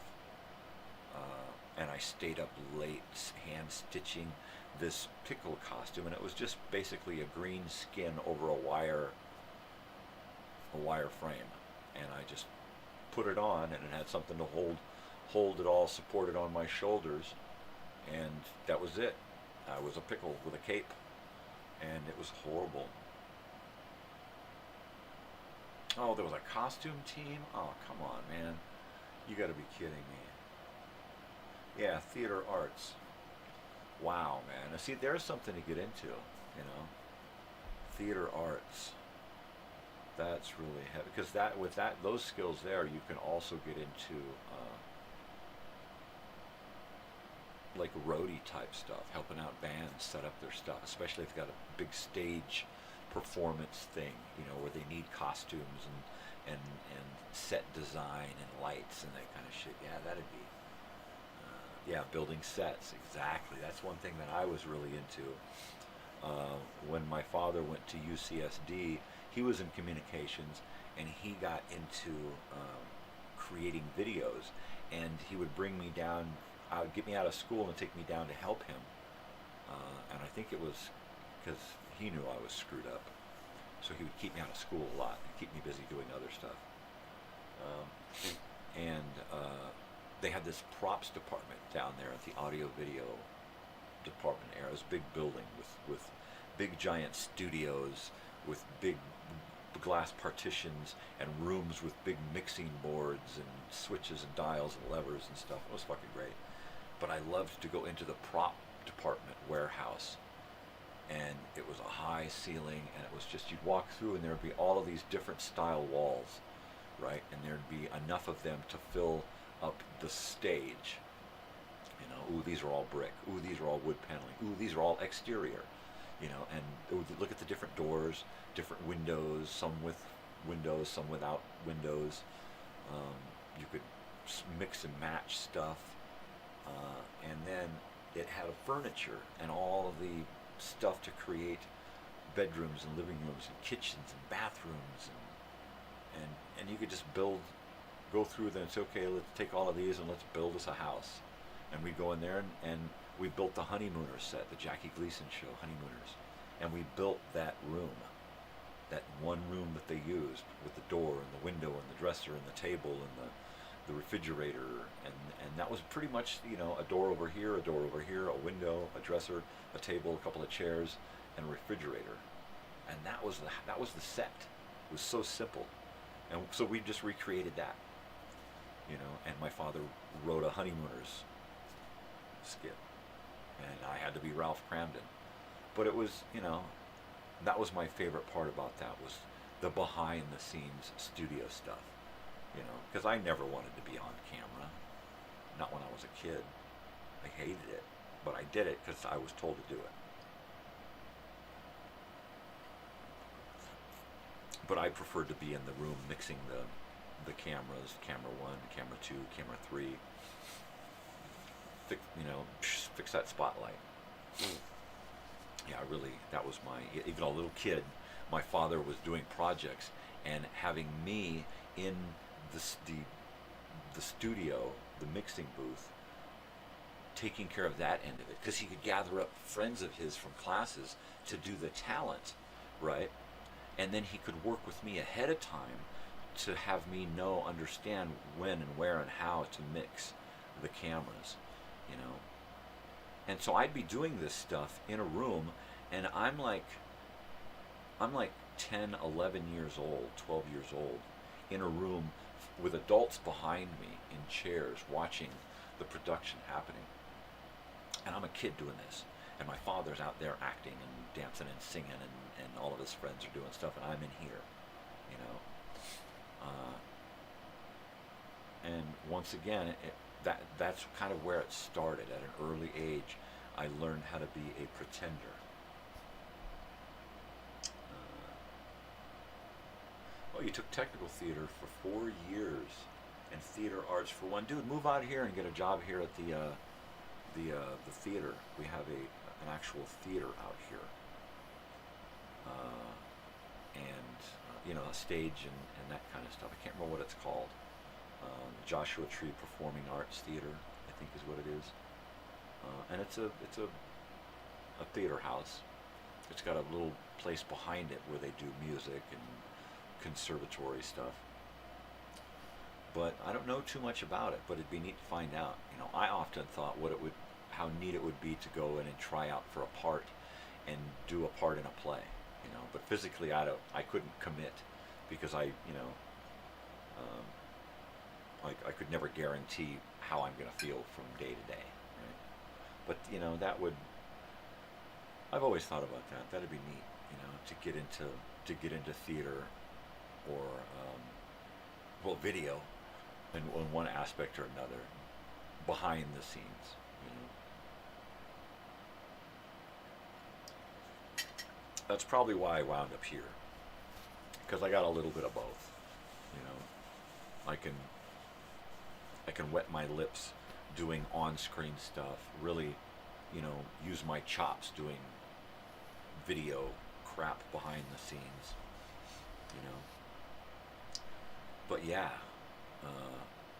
theater stuff. One of my best friends, Andrew, was the producing director at the Long Beach Playhouse for years.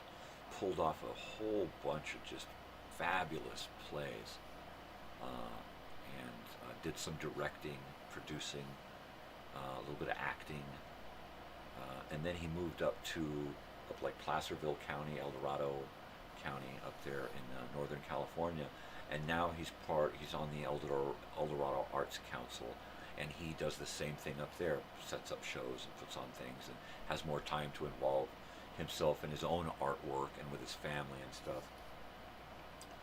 But you know, good on him, and it's so awesome that after the Renaissance Fair and our introduction to that kind of stuff, that he was able to just continue to snowball that whole thing, you know. And he did several years of the Renaissance Fair, and then started attending college, and then went to college for a few years and got a degree there, and then rolled that into the Long Beach Playhouse, and then was phenomenal there, and now he's just keeps building it up and moving on, and yeah, just awesome sauce.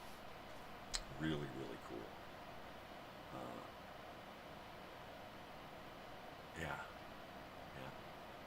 You know, it's one thing to be, you know, like, wow, man, that's cool that my friend did that, you know, but it's another to have had a friend since junior high, to see all of the different stages that he's gone through, and to eventually get to the point where you're old enough and feel comfortable enough to say how proud I am of Andrew for everything that he's accomplished throughout his entire life. You know, way to go, brother.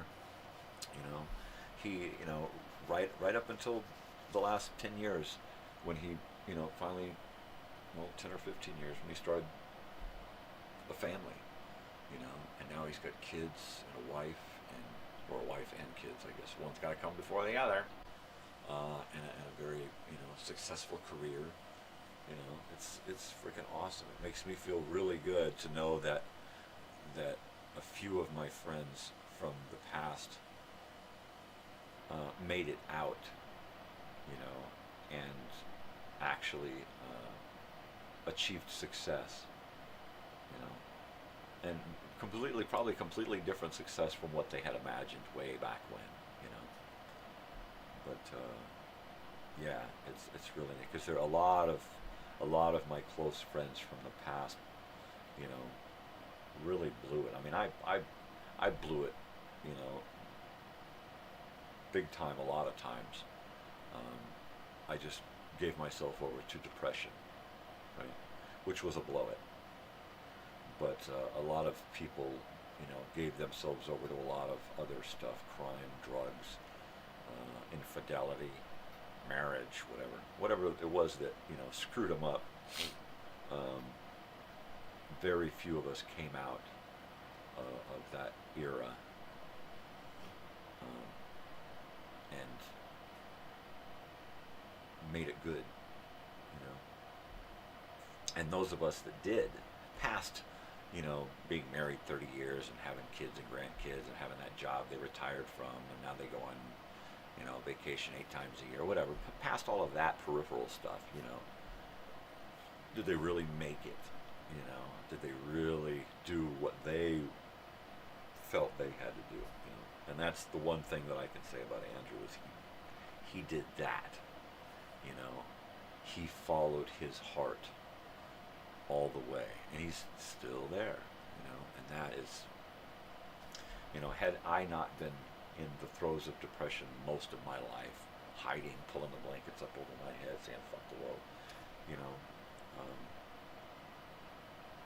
I might have had a chance to go after a lot of those things that I wanted way back then, you know. But asking to go to college and being told, "No, we can't afford it. Forget it. Go get a job." And then throughout the years, just hitting these points to where it's these you just go where you hit a wall, you know, and you just feel like you can't go any further. Like you're not allowed to go any further, right? It's like this is all you're able to do. And you know, it wasn't until I got free of most of my past and found my wife and started thinking about getting married and having a family and that kind of stuff, but things really started to change for the positive, you know. So much so that most of the times when the negative would rear its ugly head, it would be from something of the past, and usually family, you know. And so I had no choice. I had, you know, survival skills kicked in, and I had no choice but to just distance myself. As much as I would try and go out of my way to say, "Hey, hello," I would get these, you know, I would just get blowback. You know? Like, okay, you're just not allowed. It's not in the cards for you. You know, you're not the same as everyone else, so just forget it. And I just reached that, you know, that conclusion, you know. And once again, pulled the blankets up over my head, said, fuck it. And did that for, another 10 years during the first part of my marriage.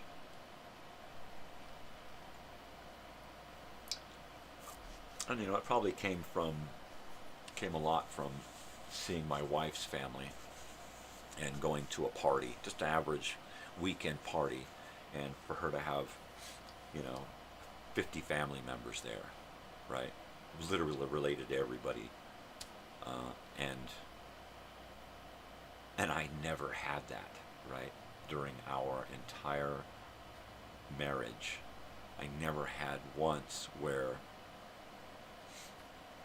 we go to a place, an event, a party, a reunion or something, and I know everyone there and am related, blood related to most everyone. That never happened, right?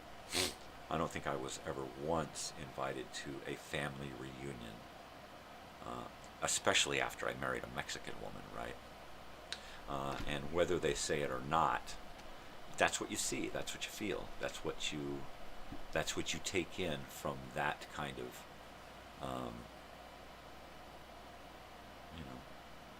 input. How else are you going to feel about it, I mean, my father changed toward me after I married my wife. Completely. He would never admit it. Nobody else would ever admit around that. But it did. A lot of people changed toward me after I married a Mexican woman, And I tried not to see it.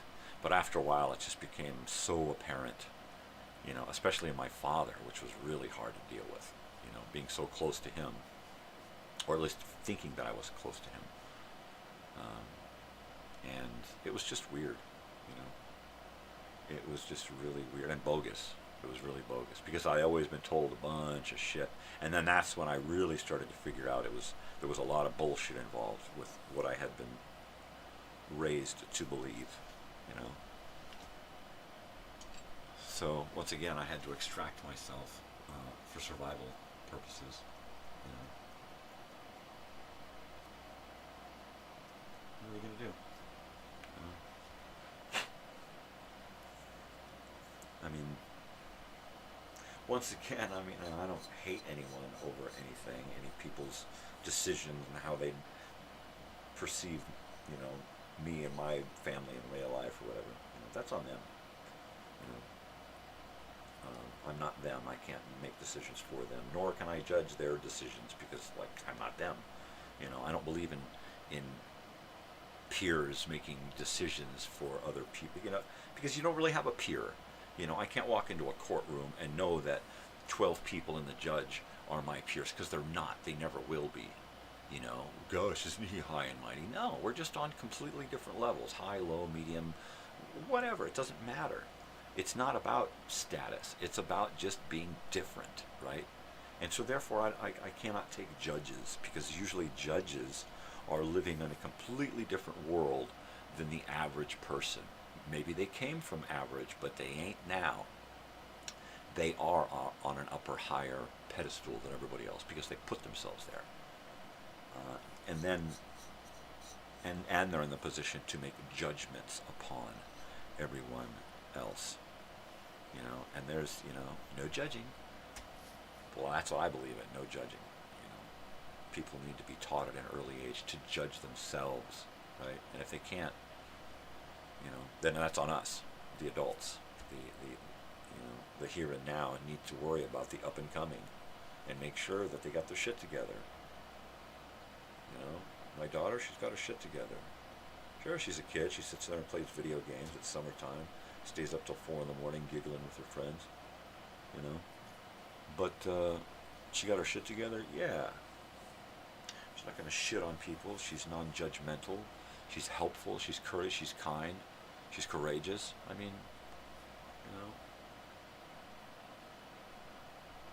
I'm not solely responsible for all of this, but I put that there. I did this, intentionally.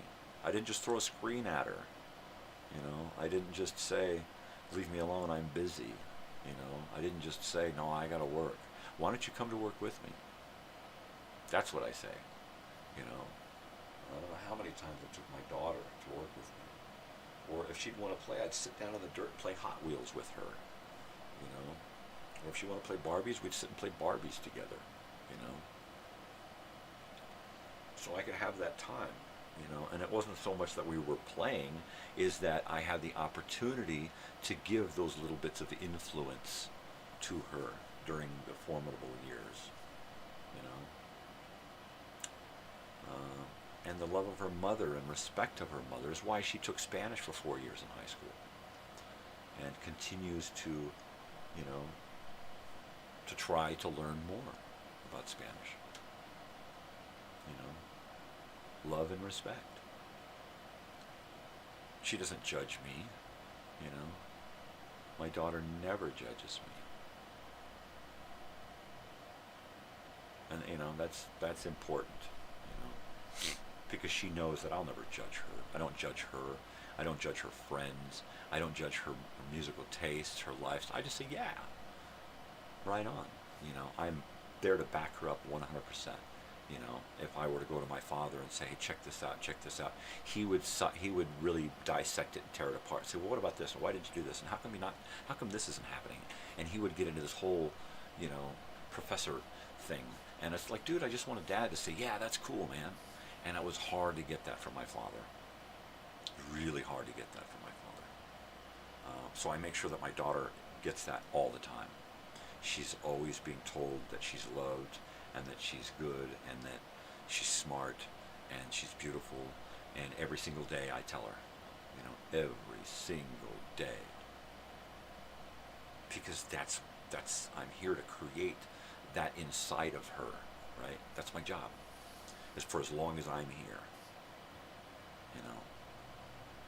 That's why we brought her into the world. Not so we could stuff a screen in her face and tell her call somebody else, and when you're 18, get the fuck out.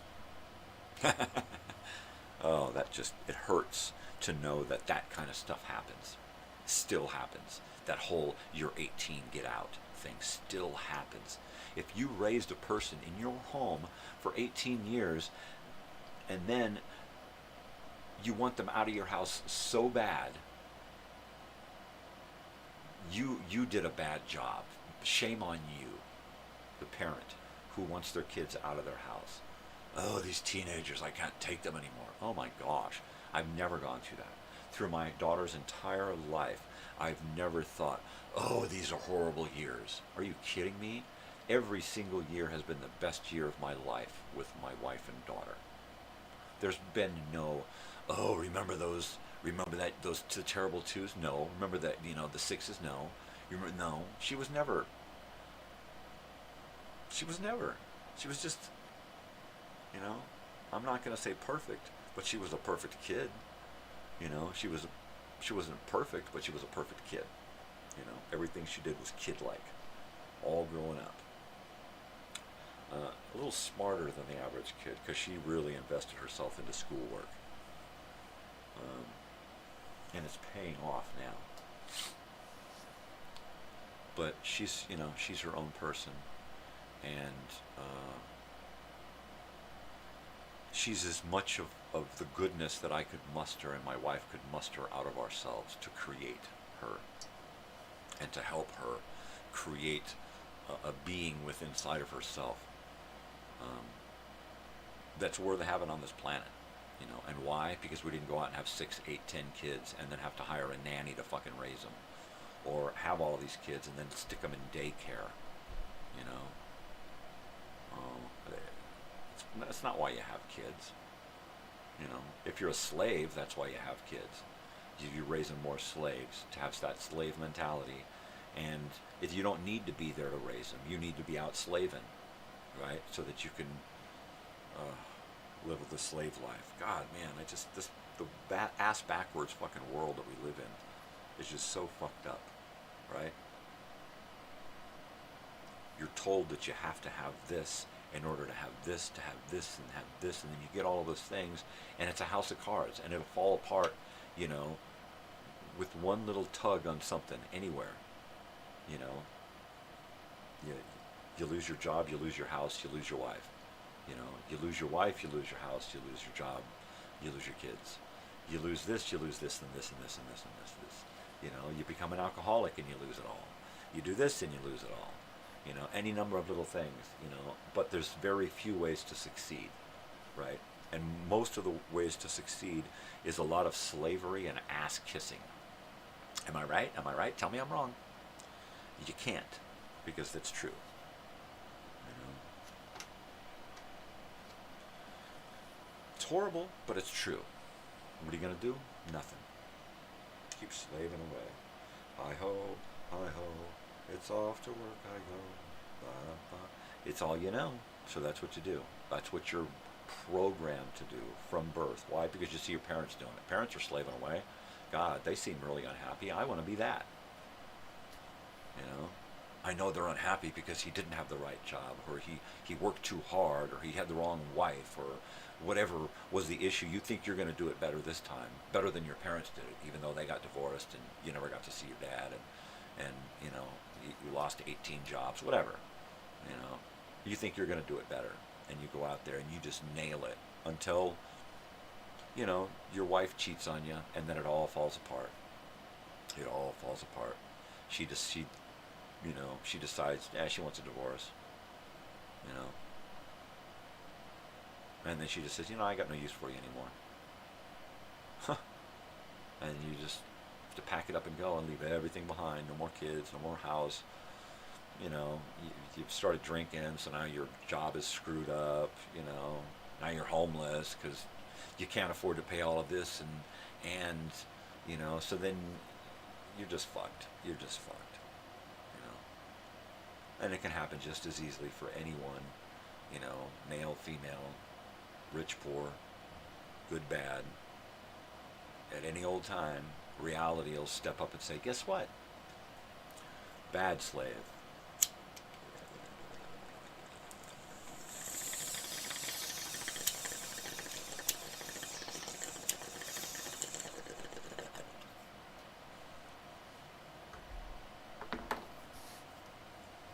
You know, thank goodness I took the time and invested myself in finding someone trustworthy. Right? I don't believe in soulmates, the perfect pair, you know. I don't believe in any of that garbage. That's poetry. That's shit to sell you fucking greeting cards, right? I believe in being someone whose shit you can take. You know, I can deal with this person and they can deal with my shit. I can deal with their shit. You know, we don't piss each other off completely. We don't hate each other, right? The things that we do don't annoy each other. Whatever the reasons are. You find somebody who you don't want to just run away from, right? And that takes patience. Because at first, you both want to run screaming, right? At some point. No matter how good it is. Right? And once you get past that and have that realization that, you know what? We are completely different. And we are going to have this period of getting to know each other that's going to last our entire lives. Right? We weren't made for each other. Right? That does not exist. There's not somebody up there stamping out, yep, him for her, him for him, she for her. It doesn't happen that way, you know. We're not stamped, you know. I'm looking for that. Have you seen this person around? Have you seen them? This is perfect. You know, they put ads in the. Are you that perfect person? That's not how it works, you know. You meet up with somebody who you like, you're attracted to. And then if it goes beyond that, it's because you can deal with each other's shit. You know, as bad as the shit gets, you can still deal with it. As bad as things get, as good as things get, you help each other and you become each other's strength. That's the way it works. You know, that soulmate shit, that's a bunch of fucking Hallmark shit, soulmates. Oh, God, I just want to... When I hear somebody soulmates, and then 3 months later, they're like, oh, that fucking bastard, that piece of shit, he fucking screwed me over, he was horrible and beat me and all these things. And it's like, well, you know, that's because you were in love. you were following emotional stuff, which created the whole image of perfection. And that's not the way it works. You find somebody who you can tolerate, period. And somebody who can tolerate you. And then you know it's going to work. No matter what. Whatever you go through, it's going to work. You know, because you hold each other up. You know. And that's what I got to say about that. You know. That's what I got to say. I'm still glitchy on this end. Is my pictures freezing over there on that end? Because I keep looking at my phone over here, and every once in a while, I got some quick glitchiness going on. I don't get it. But whatever. Hey, you guys in disguises. Look, 6:30, halfway through the show. Right on 26th of July, 2024. I can't believe I'm saying 2024. From a guy born in the 60s who earned his chops in the school of life in the 70s and 80s, saying out loud that this is the year 2024 is really weird. It is. I grew up with the notion of 2024, a science fiction futuristic world, okay, off in the distance that's unattainable, that I'll never get there. Because it's a fantasy place, and it still is. While we do have a lot of modern enhancements, it still is not the futuristic world that I had imagined, right? It's kind of backwards. It's kind of gone up, and then as far as it's going up and excelling forward into the future, we keep going sideways and backwards into weird, you know, like, why do we still have wars? I don't understand that. Why are people still hungry? Why is the planet still fucking dying at a rapid? Why are we still breeding humans so fast and so much, right? And I'm just like, that's not the. We looked at all of these science fiction so that we could imagine how horrible it can get, not so we could go there, but so that we could change it and keep it from happening. And what did we do? It's like, yeah, the Soylent Green, that's what I want. Let's create that world. Right? Oh, yeah, end of the world, day after tomorrow, fucking chaos and death and destruction. Yeah, let's go there. I want to go there. And it's like, well, how did we go from, you know, Earth Day 1970 to, you know, crap on the World Day every day of the year 2024? Right? I don't know, man. You're fucking with my head, man. But damn straight I am. Well, darn tootin'. Darn tootin' I am. And with good reason. You know, shame on us, stupid humans, for not listening to the past stupid humans who were trying to figure it out. You know, they were at least trying. Very few of us out on the planet. I recycle. Yeah, right. Yeah, but you buy garbage and you don't demand better products. You know, products that do not have to be recycled or landfilled every 18 months or a couple of years, right? How many times do we look out on somebody's porch or in the trash pile and see a television, right? Or some kind of appliance or something that, you know, 40 years ago, if you'd bought something and maintained it, you'd still have it today. And it'd still be working good. Whereas the things today, they're not made to last, because you cannot be a proper consumer if you're not consuming on a regular basis. And how can you consume on a regular basis if the products they are selling you, forcing you to consume regularly, outlast you, right? You're handing down things through generationally handing things down to be used. These are my father's tools, my grandfather, great-grandfather. Yeah, we've used these tools in our family our whole freaking time here, 200 years here in the country. And it's like, you don't have that anymore, You have garbage that you have to replace because it's garbage. It's meant to become garbage. It's not meant to outlast you any longer. It used to be. It used to be that you could pick up a Popular Mechanics magazine, pick it up, and know that with this plan, with this technical schematic, you could go into your shop and with metal and a lathe and all of these things, you could create something that's going to last for decades and centuries, right?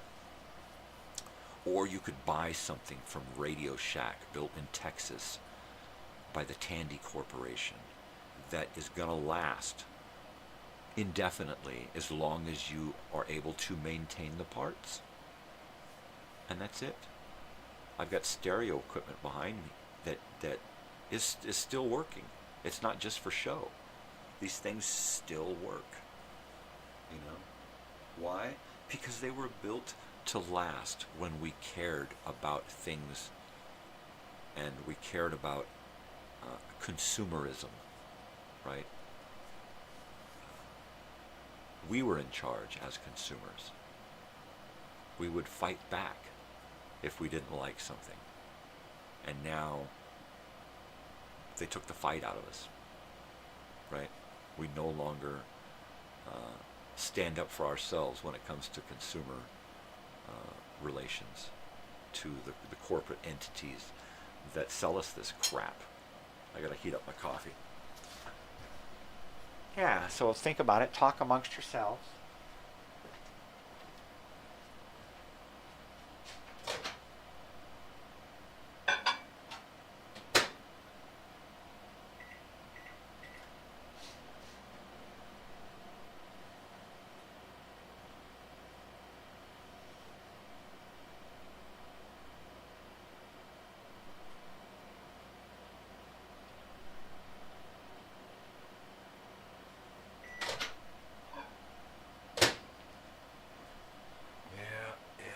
So while I'm working on a lot of programming for my channel, trying to get it so that I can easily put a lot of stuff on my channel, content, boom, boom, boom, live stuff, content, videos. I do want to do a lot more created content from scratch, but my life kind of goes in phases, right? For a while back, I was, really into sitting and playing the guitar and singing and producing a lot of music, right? And then I got into creating videos, making videos, taking video that I shot, creating a video, creating documentaries and little shows and stuff. So I was into that for a while. And then I fell in love with finding old educational films and old radio shows and that kind of stuff, and bringing that and putting that onto my channel. And so while I want to go back and start doing original content again and music and stuff, I think that one of the phases in my life right now is going to be home repair. And I don't know how much of that I'm going to bring to the channel, but I do need to bring that into my life. I do need to think about doing more stuff here at home, because I spend all my time here at home. I'm either on the channel here or napping out, or puttering around doing little things, and then working in my spare time. But it's come to where I need to invest a bunch of my time and energy into the house, right? And the front room that I'm in here now and my daughter's bedroom are probably the two best rooms in the house, right? The floor is strong and sturdy. It's not warped or wobbly, right? I could use new windows, but that can come later. Other than that, an overhead light, to a switch, right? So while this room is pretty much done, I need to do a wall, a support wall behind my cabinet, and then a small wall coming this way to support the ceiling in the center of my mobile home where the two halves join together. It kind of sags because there used to be a wall here and it was removed. Somebody decided to grow pot in here, and so they totally ripped out the frickin' walls and opened this place up and just turned it into one big grow room, right? Idiots. So, and they ripped out a bathroom. There was 2 bathrooms in here, and they ripped one out. They shrunk the master bedroom down. So I'm going to have to try to reverse some of this stuff. And the main thing is just to put a wall behind my cabinet and another wall to help support, and then put a beam in here to support this end of the ceiling. And then the wall that I build behind my cabinet, on the opposite side of that wall, I want to add a counter with some cabinets below and some cabinets above, and some glass door front cabinets above, so that we have a place to put dishes and a little counter for appliances and stuff. And then I can dismantle my kitchen and rebuild it, because I'll have a little mini kitchen over here and a kitchen outside, right? So building this wall, putting in some cabinets here, building a kitchen outside, some paving stones, enhancing the barbecue area. This is the next project, so that phase will lead to another phase where I can then dismantle my kitchen and rebuild it. Put an outhouse, one of those door job site Johnnies out in the yard. Just put one of those right outside for a month or so while I rip out the bathroom, support the floor, rebuild the bathroom, right? And that's just the way it's going to have to work.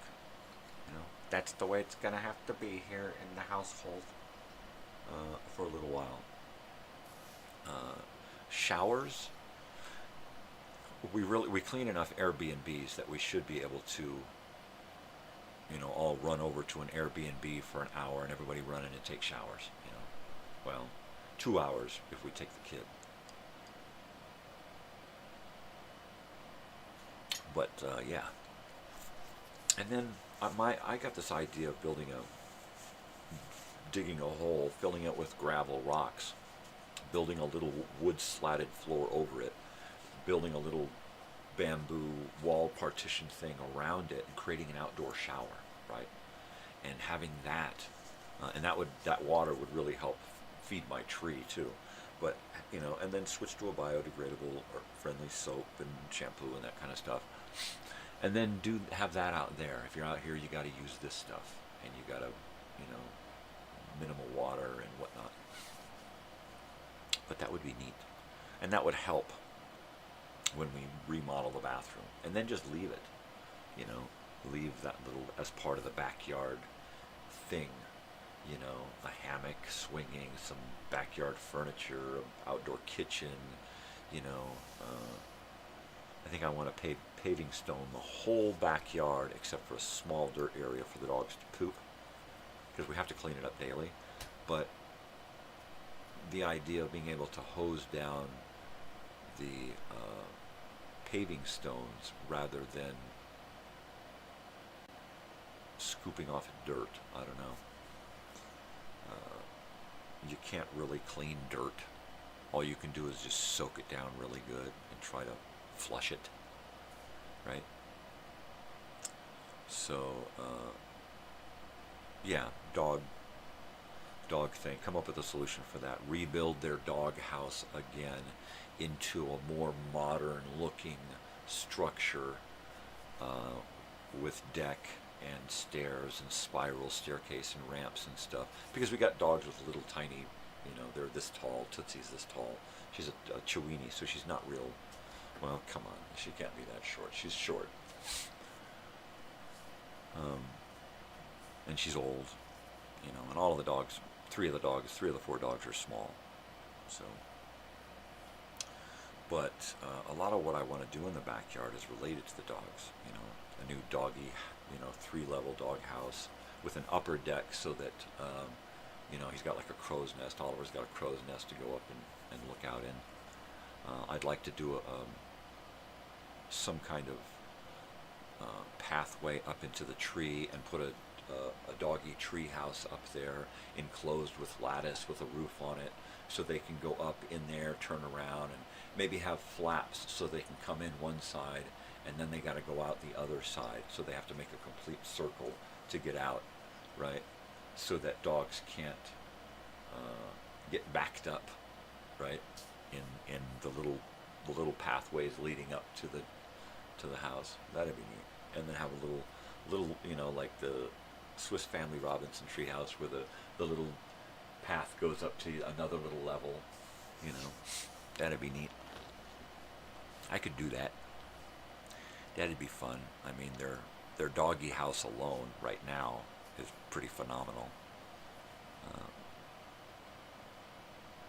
They don't know how lucky they are. Well, a few of them do, but one of them don't. One of them don't even care. He's like, I'm the boss. This is my world. Submit. He's the little tough guy. But most of them know, hey, we've had it tough. We got it pretty good here. This guy doesn't like the word rehome. We're staying. There's no cage here. Hey. Yeah. I don't believe in problem dogs. I believe in problem humans. I had a problem dog. It wasn't his problem. It was my problem. That's why the dog was a problem. I didn't know how to deal with his issues. His issues weren't the problem.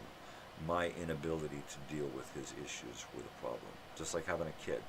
It's never the kid's problem. It's you're the adult, you're the older one, you're the smart one. You should be able to figure out a way to deal with this kid without having to put him on Ritalin or send him off to juvie. Get him out of my hair. He's driving me crazy. I want him out of my house.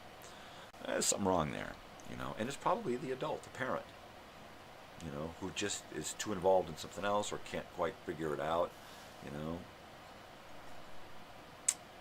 or shouldn't have had kids in the friggin' first place. I mean, come on. There's so many people out there should just never have had kids.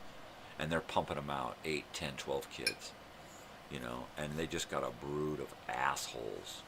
Greedy, little, scummy, society-draining assholes, right?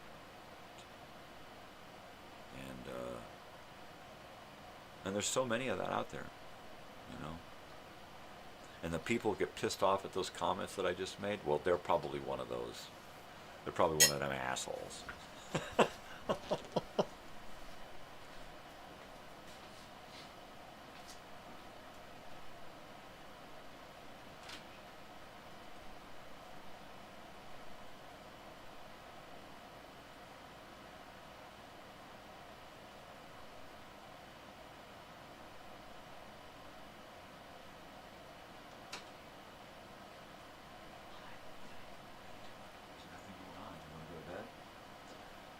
Anything to eat. You're late. You're late to the party again, buddy. You want to go with Natalia? You want to go with Natalia? Because that's about the best you're going to get. You want to change venues and go back to bed? Huh? You want to hang out with me? Come here, biscuits and gravy. Come here, whitefish. Hi. Good morning. Well, you look good on camera, don't you? Little guy. My little buddy.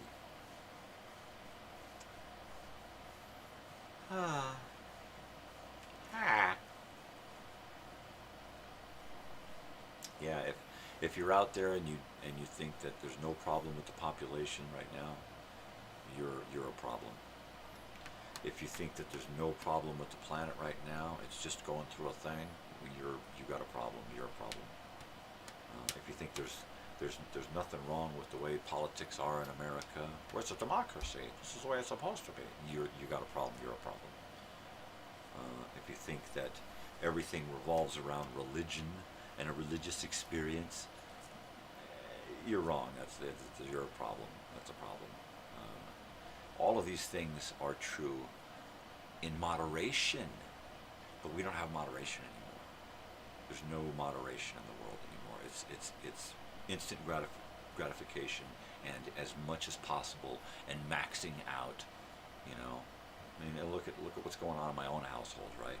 How many concerts have we been to? It's like, let's do it all. Let's go to every concert we could possibly go to, you know. And that's just the way it is, you know. Uh-oh. You want to go to bed?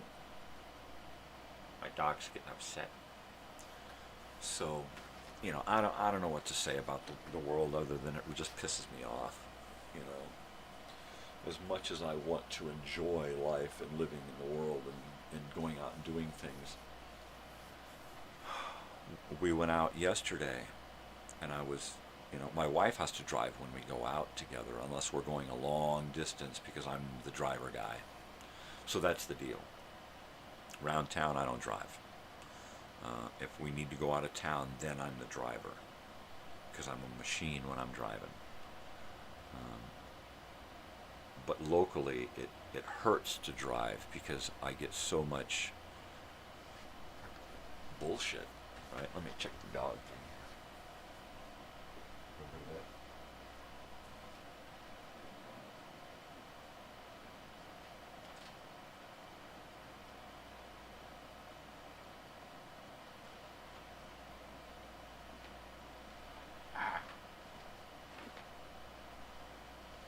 So, and then when we do go out,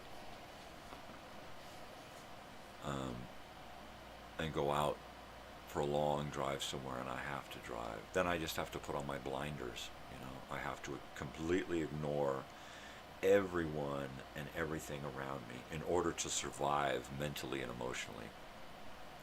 I got to turn off the rest of the world, which makes it really hard to enjoy what's going on, you know. But then again, it's like if I go out with my wife or my daughter somewhere and I turn off everything and ignore everything, it does become like surreal, where it's just her and I out walking around in an empty world with no people. It's like a ghost town, right? And if I let it, it becomes that, you know. It's just her and I, it's just me and my wife walking down the street. I don't hear any cars, I don't see any people, I don't see the homeless, I don't see the decay of the city, the trash in the streets.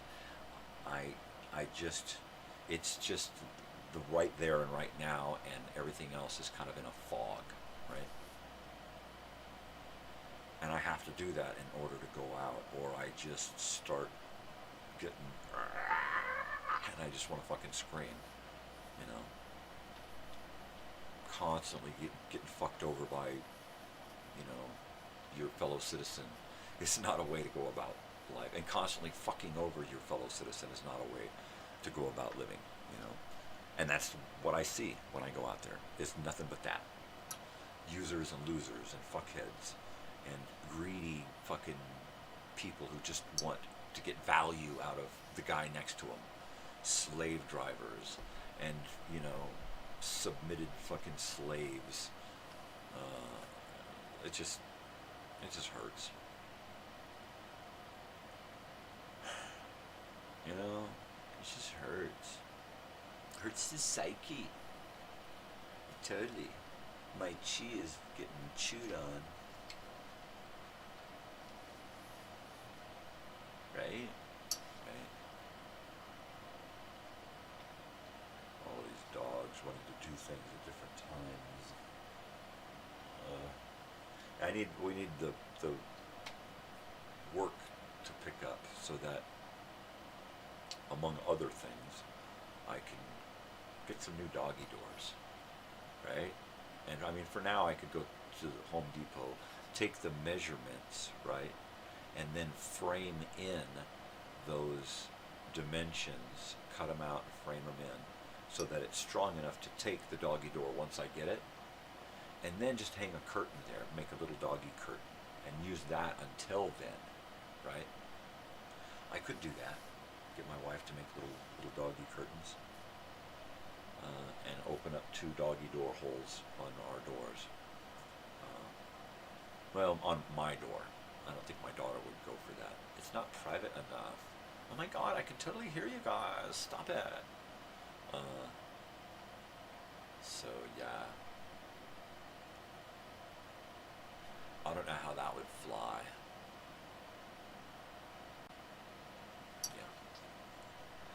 Hey,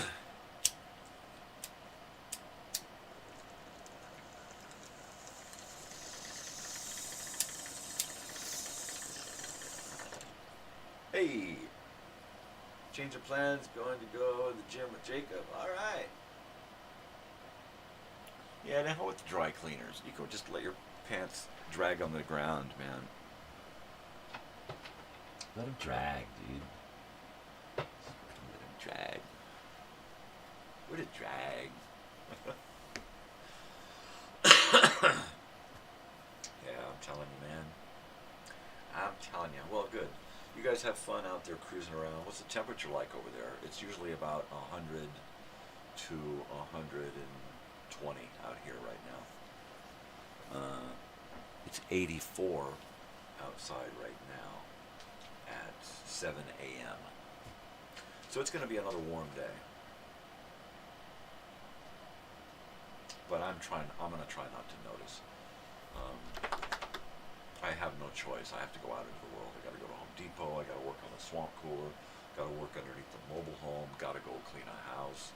So today's going to get busy whether I like it or not. Hi, Bessie. You want to go outside now? Is it time to go outside? Okay. Are you awake? You want to go out?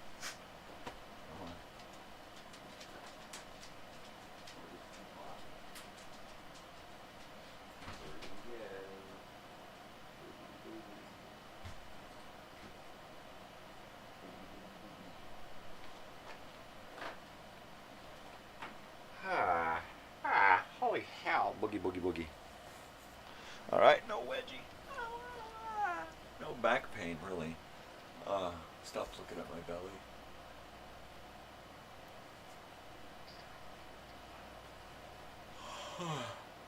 Yeah, I'm wiped out. It's Friday, so my sleep has gone down from, 4 or 5 hours a night to pretty much nothing.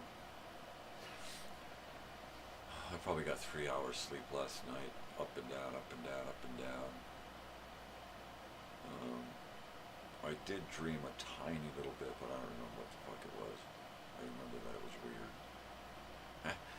Par for the course, really.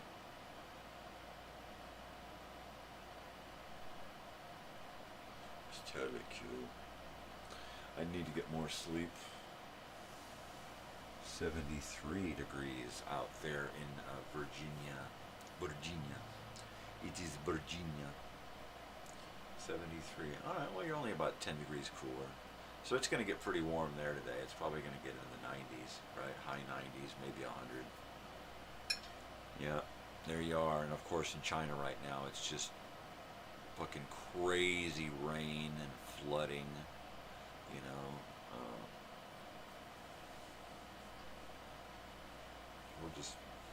it's going to get weird, man. It's going to get really crazy. And eating is going to be a competition sport, man. I keep telling my wife, look, we need to invest in a bunch of fucking food, man. Pack it away. It's gonna be life-saving, It's gonna be hard enough to get clean water, but to not have any food, that's gonna fucking suck. That is really gonna suck. And that's gonna happen. It doesn't just happen in third world countries. It doesn't happen in weird places afar now. It's gonna start happening right here.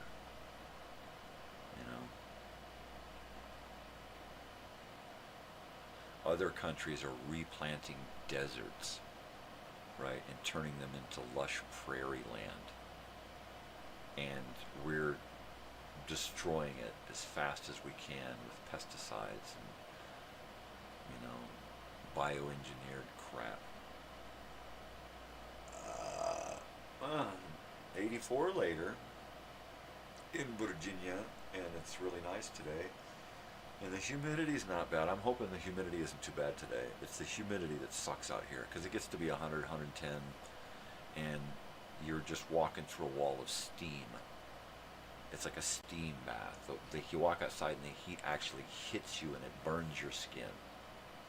Between the sun and the humidity, you're just hurting, right?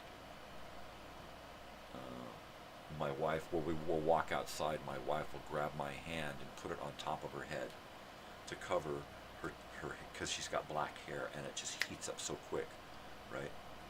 I forgot to wear a hat, you know. Oh, you should get a white hat, damn it. Where's your white hat? You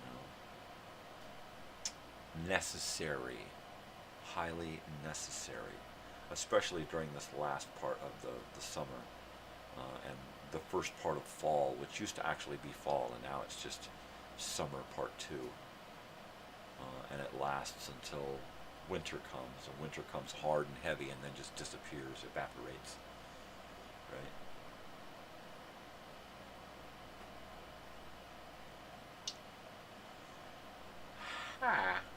Yeah, 7 o'clock, good old 7 o'clock here on the Pacific Coast.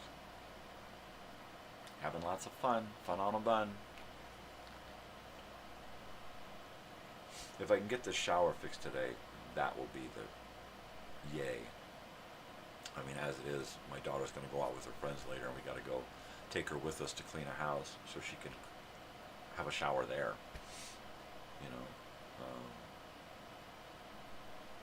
And we're going to a concert on Sunday, which means she's going to need 3 hours of bathroom preparation time there, right?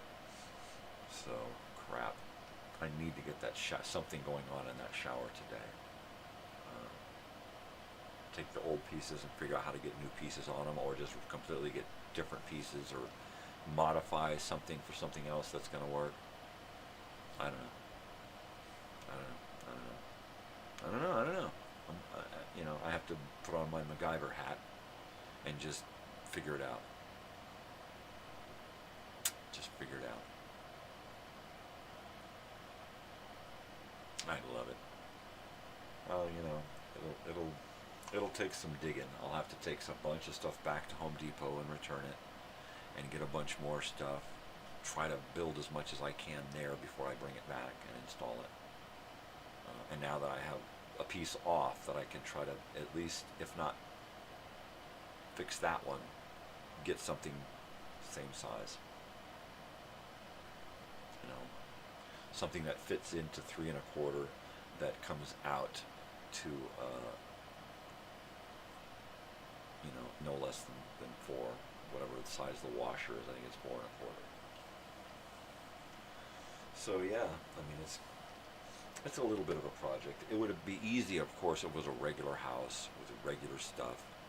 But, you know, motorhomes, trailers, and mobile homes all use different stuff than a normal house, especially if it's never been rebuilt or refurbished from its original manufacturer state. Because a manufactured home is usually built with weird stuff, weird piping and weird electricity and weird appliances, toilets and showers. Everything's just a little bit kinky because it's made by a manufactured home company that makes parts for manufactured homes. So they're not really home parts. They're a lot lighter, you know, more breakable. You don't see hard tile and stuff anywhere, and if you do, then it's maybe something that's added later. You know, you don't see any. Nowadays you see that prefabricated countertop stuff that's kind of a hard, ultra hard plastic type stuff, right? Yeah. So updating, you either have to upgrade everything all the way down the line, or try to modify something to work in a specific area without having to modify everything, the whole chain of events. It sucks. But I grew up in trailers and motorhomes and mobile homes, and spent a lot of time in construction and stuff. So, you know, it's just part of the game. You can't hire somebody to do this shit because they're going to spend too much time trying to figure something out, right? They can't just come in and go, yep, this is the solution. And it's never like that in an old mobile home. You know, you got to have a plan. Or you got to be able to sit and make a plan and then be able to carry it out, or get somebody, okay, this is the plan, carry it out, and know that that plan is going to work. So I have to create the plan and carry it out and do it within a 24-hour period now. I was hoping to get it done yesterday, bringing home enough parts to just kind of wing it, and that's not going to work now. So I have to upgrade to a different idea and go that route now. And I think it's going to be going from a shower drain idea, because it's such a big hole that's there in the bottom of the tub, that I'm going to have to go from the little tiny drain, shower drain with a big collar on it, to the drain that works opposite of a garbage disposal, right? So it will have the big wide mouth opening on it that goes down to, so that deep wide mouth opening will set down into that 3 1/4 inch hole, right? Fingers crossed. And then the collar underneath should tighten it all together. I'm gonna deal with a dog here.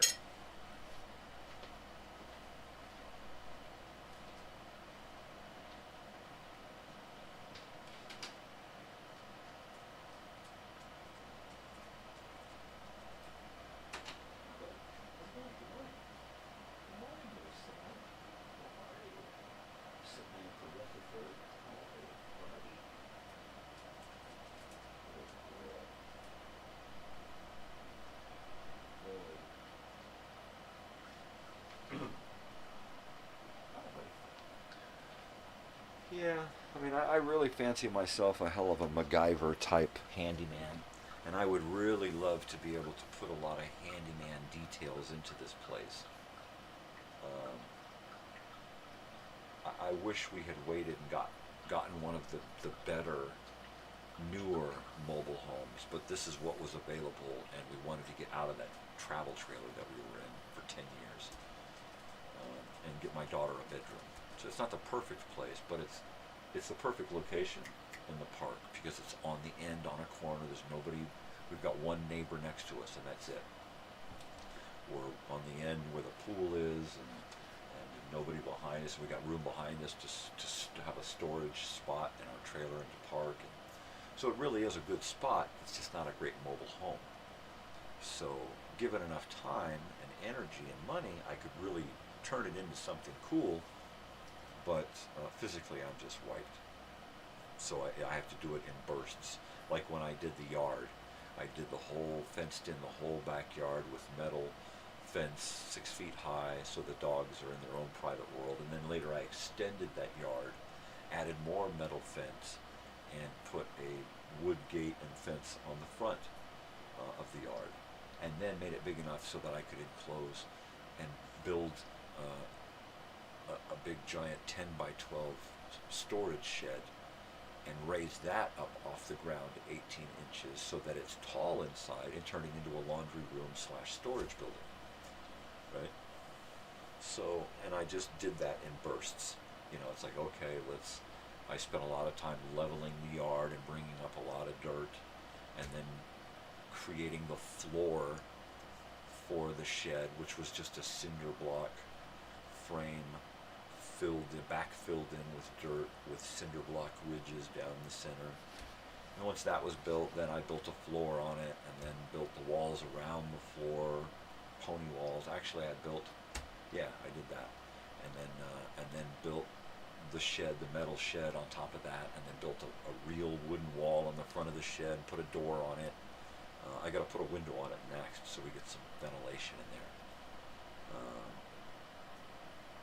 But I did these things in bursts, like, okay, I've got energy, we've got a little bit of money, we've got some materials, let's do this project. And we're getting to that point now, to where I think once it starts to cool off, I will have started some projects that I'm just going to want to get into and finish. And stabilizing half of this mobile home with walls and supporting the ceiling and doing all of that and creating an outdoor kitchen / bathroom area should be the catalyst for then starting the other half of the mobile home, where we'll need to support the floor and rip out all of the cabinetry and rip out the bathroom and the shower and the toilet and completely redo all of the flooring and do it from the floor up.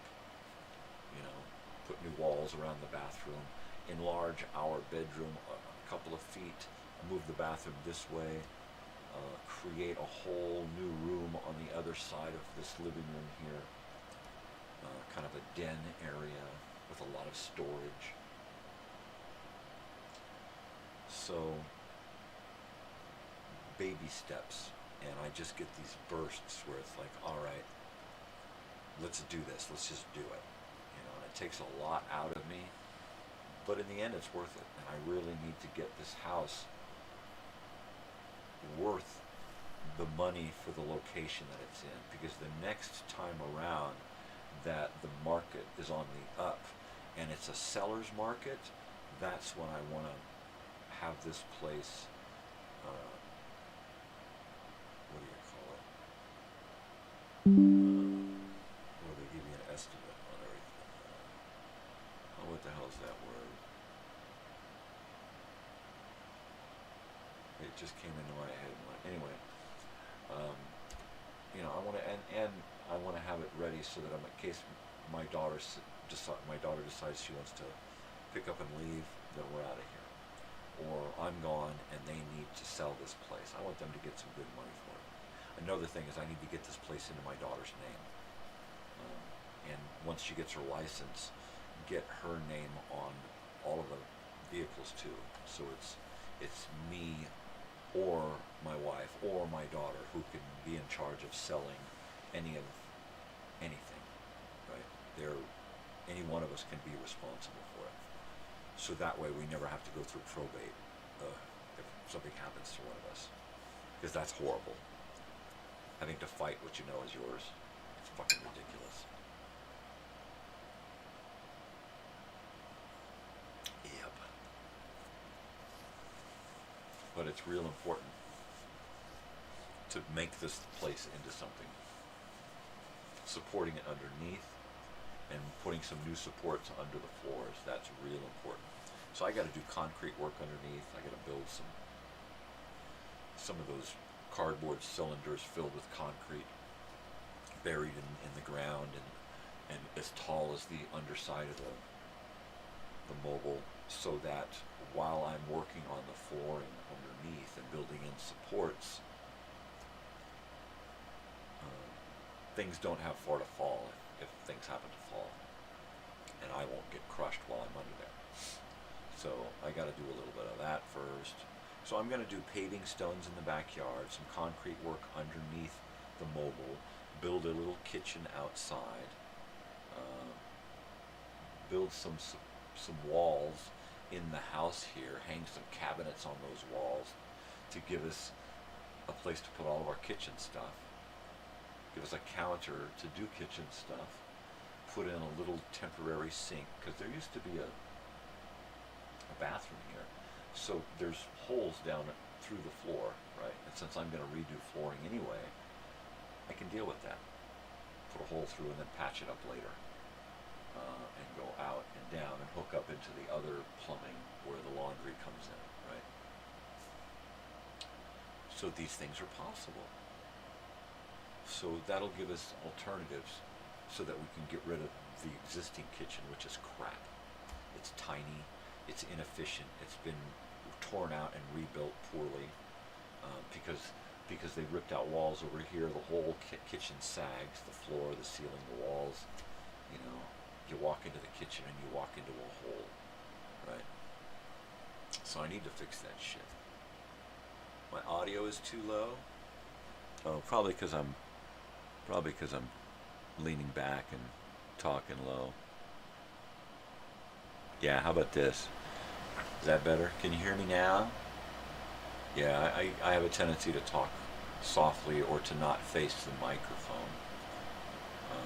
So sometimes that can get me in trouble. So I've adjusted the audio now. Does it sound better if I speak like this? it looks like it's registering about medium on there. I don't like to have it too loud because I make noises on occasion, and I don't want to blow anybody's ears off if they're listening to me on the earbuds or something. Yeah. But I start talking low, I start talking low. Call me whispering, man. Yo, Whisper, what's up, dude? So let me know how it sounds now. I don't think it's a technical issue. I think it's just a talking low issue. Yeah. All right. No more coffee. I'm done with my coffee. I don't think I should drink anymore. Yeah, right on. Yeah, I don't think I should drink anymore. I think if I drink anymore, I'm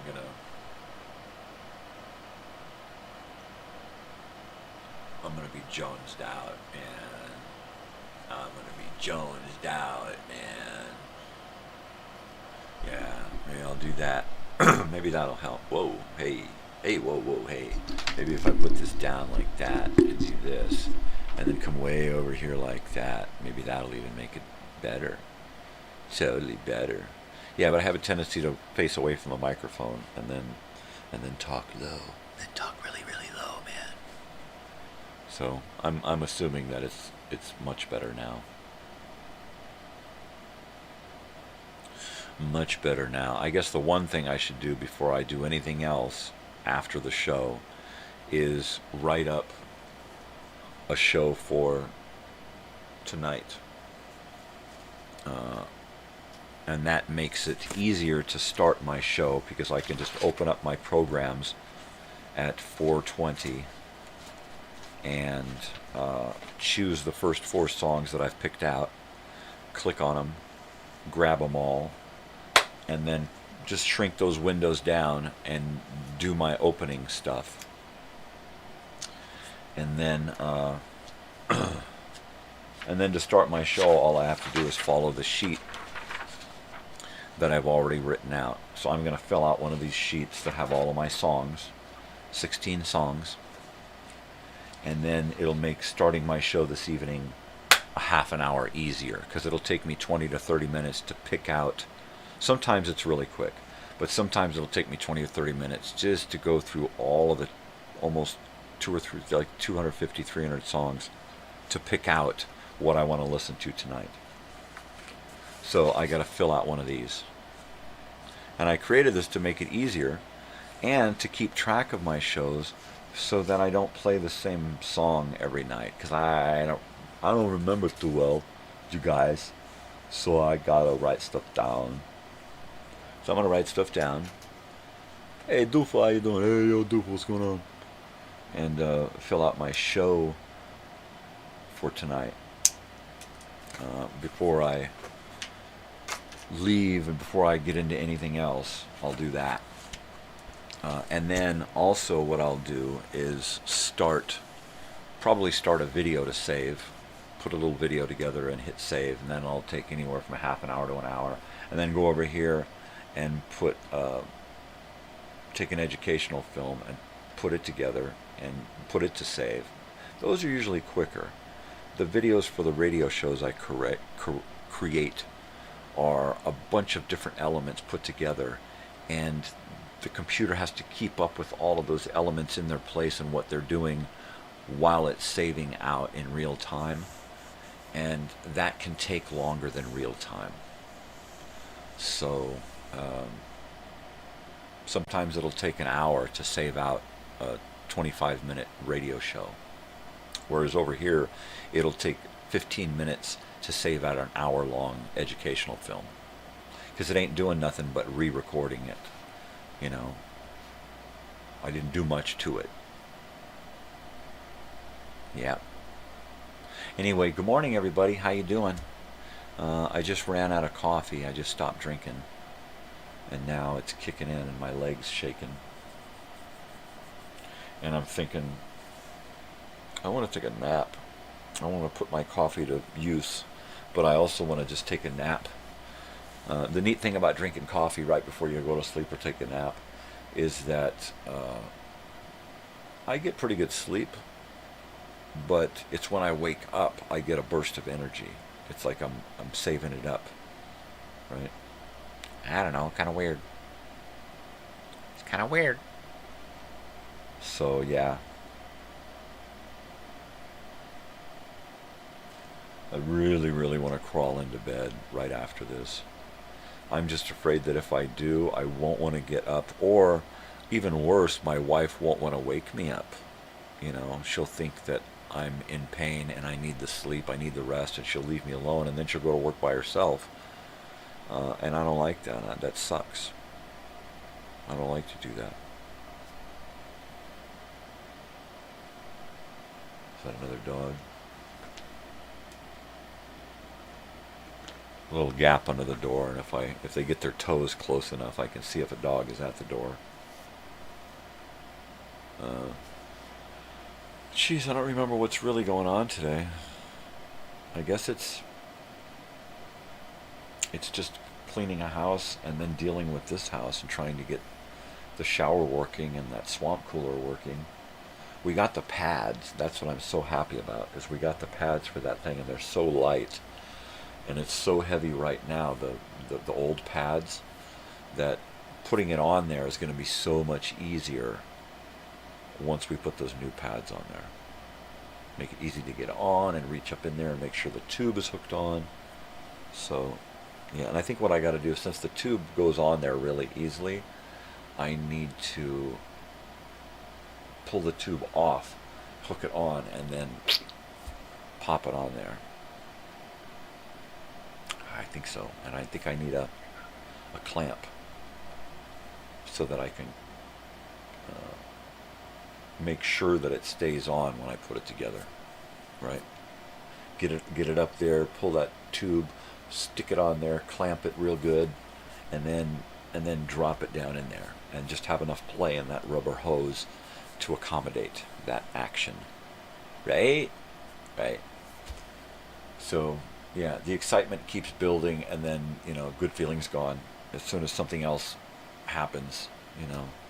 Every day my wife went out there, and I was like, yeah, no, they're leaking that black plastic tube. So we finally just got a new piece of plastic tube. So we're going to replace that. It's like 2 feet. We had to buy 50 feet. She's like, let's cut 2 feet off. I said, you're just kidding. Hopefully that will work out. It's just coming up with the energy and now the time, because something else pops up, now we gotta work and gotta deal with that shower, and am I gonna have the energy? Probably not. At some point I'll probably come right home, eat something, and just pass out. You know, I'm supposed to be on the show tonight, and without a nap that looks really, really tough. Right? The closer to the show the nap is, the better. Even if I can just lay down for an hour and close my eyes, it makes it that much easier to get through the hour show without going, jeez. Jeez Louise. So, yeah. Hopefully, things will go smoother today as far as cleaning and fixing and finishing. Oi. I'm out of coffee, so...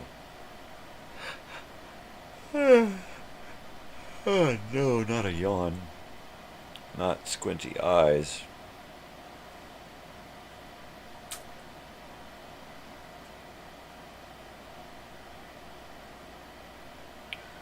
Yeah, I'm wiped out. End of the week blues, man. I just keep myself too busy mentally during the week. And physically trying to keep up with that. But by the end of the week, man, I'm down to just a little bit of sleep and a little bit of energy.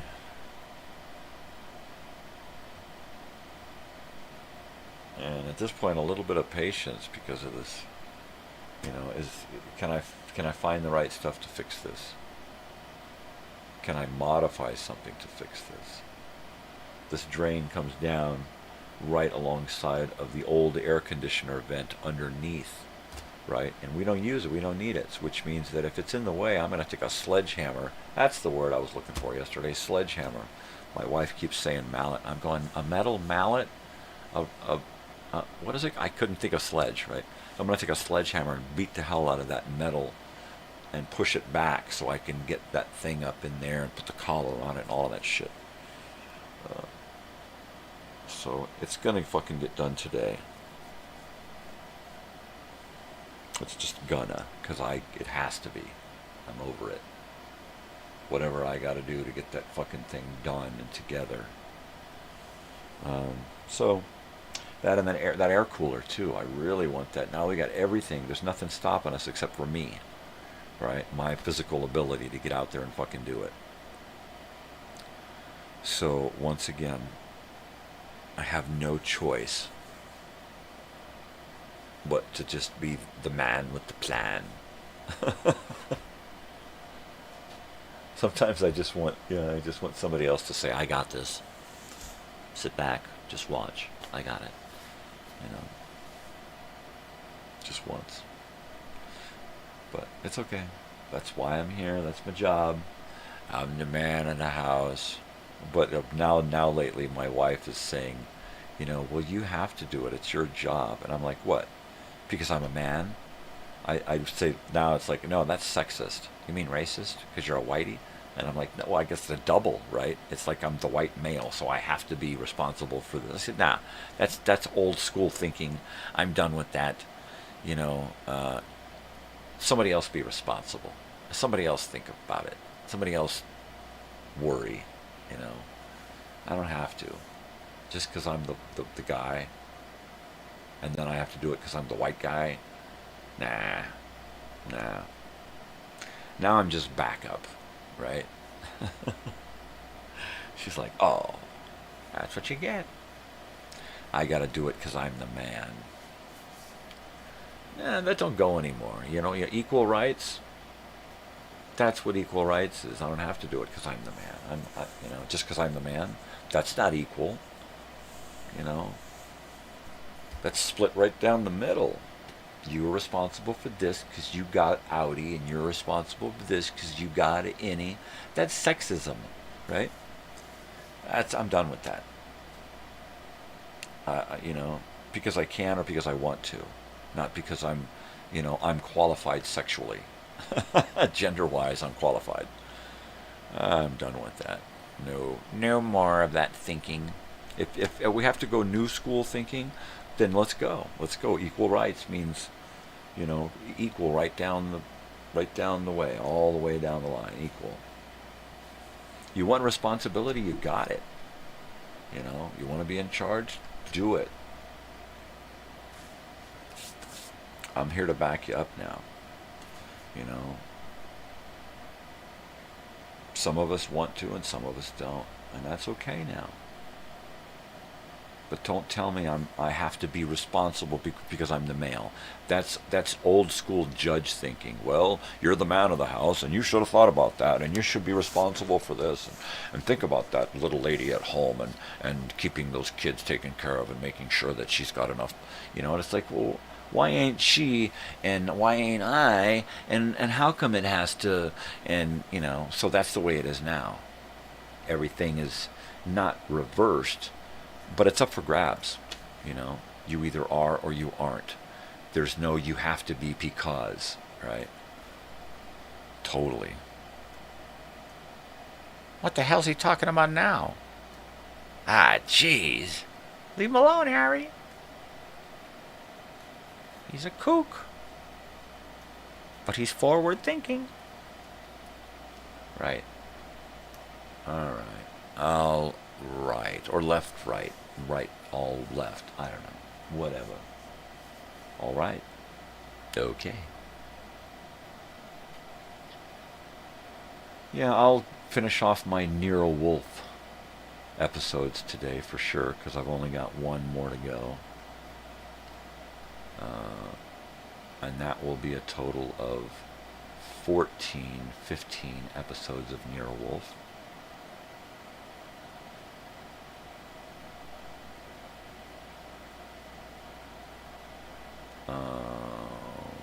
7 of which have been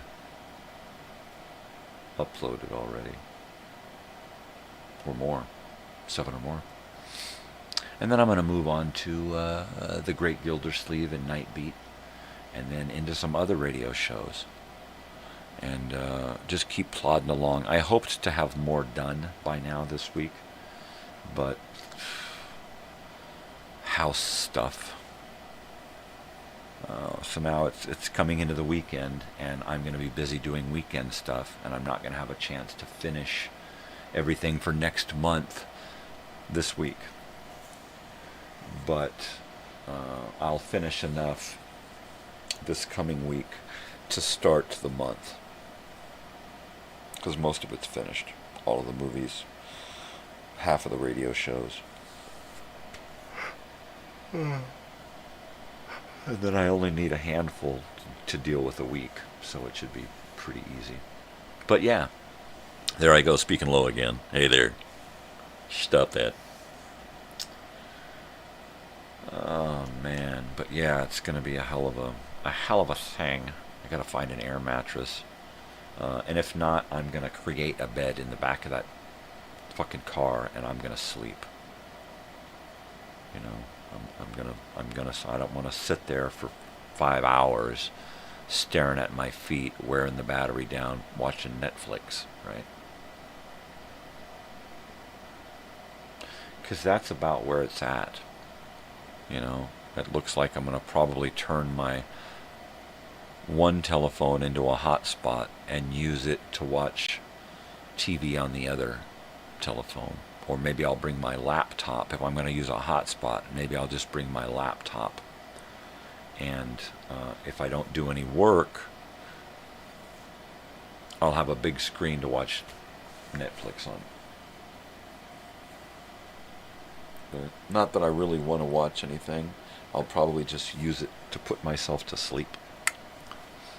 You know, and just sleep with the car on, coming on once in a while to keep the air conditioner on.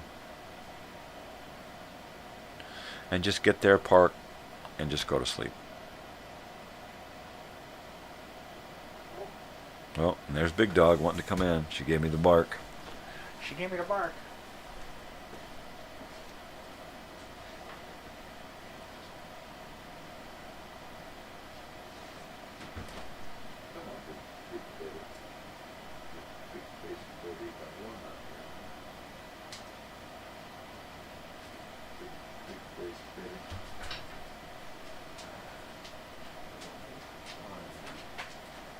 Some water and come cool off.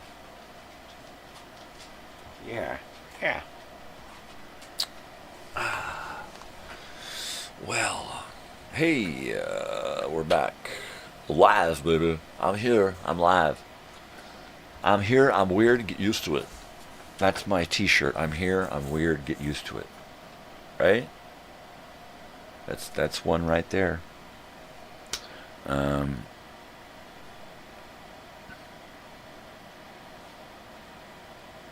Yeah, I need to get shirts made. I really need. Look, I'm shedding. I need to get shirts made, man. That's all there is to it. Shirts are where it's at. I mean, I've got almost 100 of my own shirts, right? That say something about me. I want to have my own shirts that say everything about me.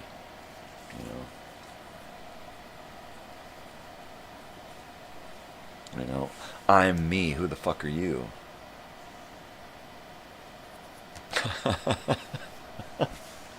I just made that up. Yeah. I'm gonna do some more strawberry cough. That was good. Lemon cake. Nah, not the lemon cake. Maybe later. Maybe. Did I make a lot of noise into the thing there?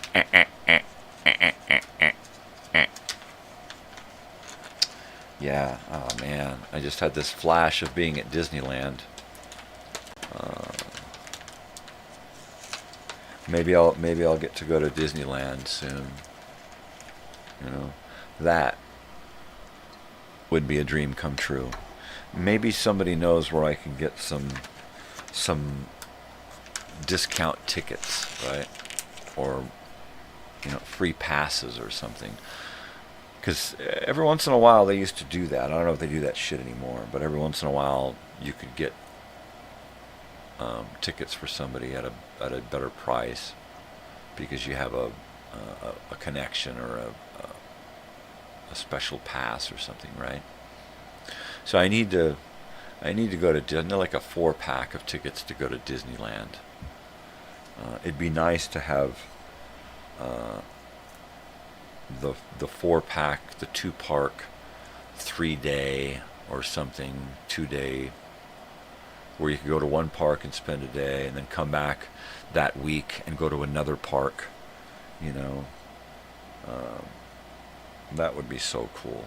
I haven't seen the inside of the parks in over a decade. And being born and raised in Southern California, Disneyland is just kind of a part of your makeup, right? It's just a lot of people, I fuck Disneyland and yeah, fuck Disney and that kind of stuff. And there are a lot of people like that in California. But when I grew up, Disney was a part of California structure. And when you were in school, when you graduated high school, it was a rite of passage to go to Disneyland on grad day and you know, senior trip day or whatever, and have the whole park to yourself. You and your school seniors and a bunch of other schools seniors from the area, and it was really cool, you know. And so yeah, so Disneyland has really been a part of my life as far back as I can remember. Friends getting together to make sure that I've got a ticket to go with the group to Disneyland or Knott's Berry Farm or Magic Mountain, you know, Southern California shit. So yeah, I really have a yearn to go to Disneyland. You know, me and the wife, the kid's pal, you know.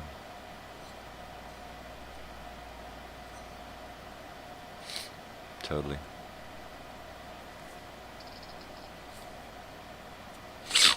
Wow.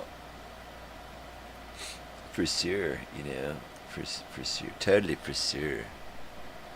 For sure. Oh yeah, for sure. Now I want to go to the mall. Damn it. See?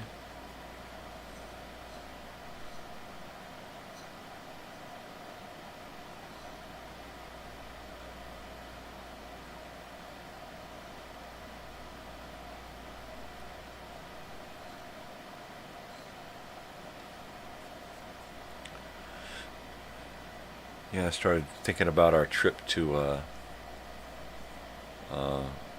Knott's Berry Farm. Damn, and now I just flashed on our trip to Magic Mountain. Back when we were teenagers, we got to go to all these places. We would just, you know, decide, hey, let's go to Disneyland, and we'd all, you know, figure out, okay, we're going to take this vehicle, and we're going to get this money together, and, you know, these people have already got tickets, and let's get tickets for these people, and, you know, and we would go and just have a ball, you know, just on a whim in our teens and early 20s.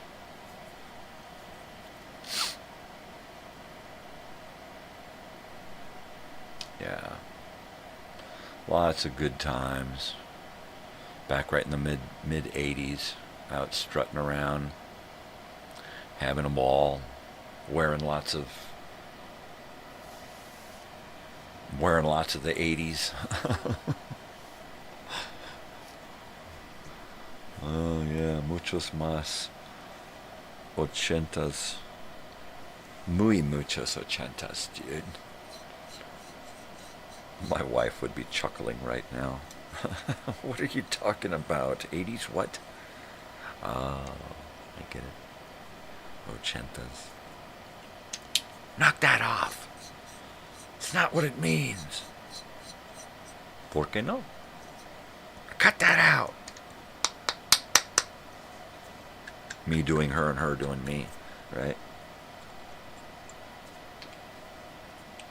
Ricky, I'm home. Ah. Lucy, oh. Oh, oh, oh, oh.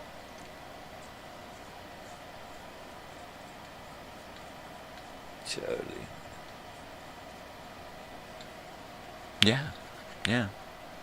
Yeah, what the hell am I going to do? I guess I'm going to eat. That's probably what I'm going to worry about, is I'm just going to grab something to eat,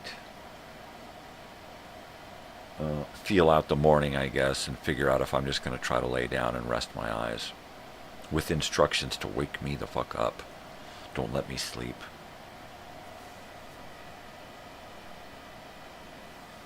Because if I can lay down for an hour to an hour and a half, that's a perfect nap. Any longer than that, I'm going to want to sleep for 4 to 6 hours. But if I can just eat something and then just kind of prop myself up in bed and close my eyes and nod off for an hour, that'll do me so much good. If I can do that now before we go to work, and then maybe after work before the show. Of course, during all of this, I have to fit in the work and the trip to Home Depot and the working on the shower and the working on the air cooler. So it looks like most of it's going to happen tomorrow, right? Try to get the shower done today, and if not, it'll be finished off tomorrow. I don't think I'm going to get to the air cooler today. I just haven't got the strength to go stand out in the heat and finish it off, you know. It'll probably take me an hour tops to deal with everything that has to be dealt with to put it back together and get it working. And I just don't have that hour in me. I've got to have an hour or two just to deal with the shower, not to mention the trip to Home Depot and possibly a second trip to Home Depot, right? Not to mention the 2 hours of work, which is hopefully going to be like an hour. But yeah, I see a lot of sleepiness in my future. I don't like to cancel the night show or any show because I'm tired, but that happens. You know, I just can't do it. Zero energy, no energy spikes at all. It's just flat.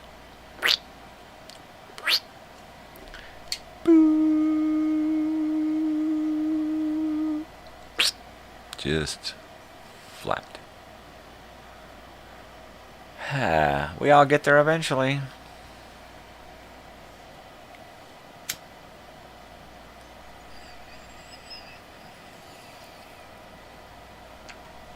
All right. Whoa, that was loud, wasn't it? Wasn't it? Yeah, I think I got my mic turned up too loud now, but you know, I ain't out there, so I don't know what it sounds like.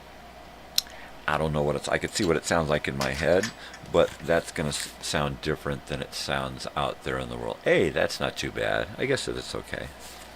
I guess it's all right. 7:49 in the a.m. here on the Pacific West Coast, over here on the United States of America. Not just any America, but America. What the hell's he talking about? Who is this guy? Estados Unidos.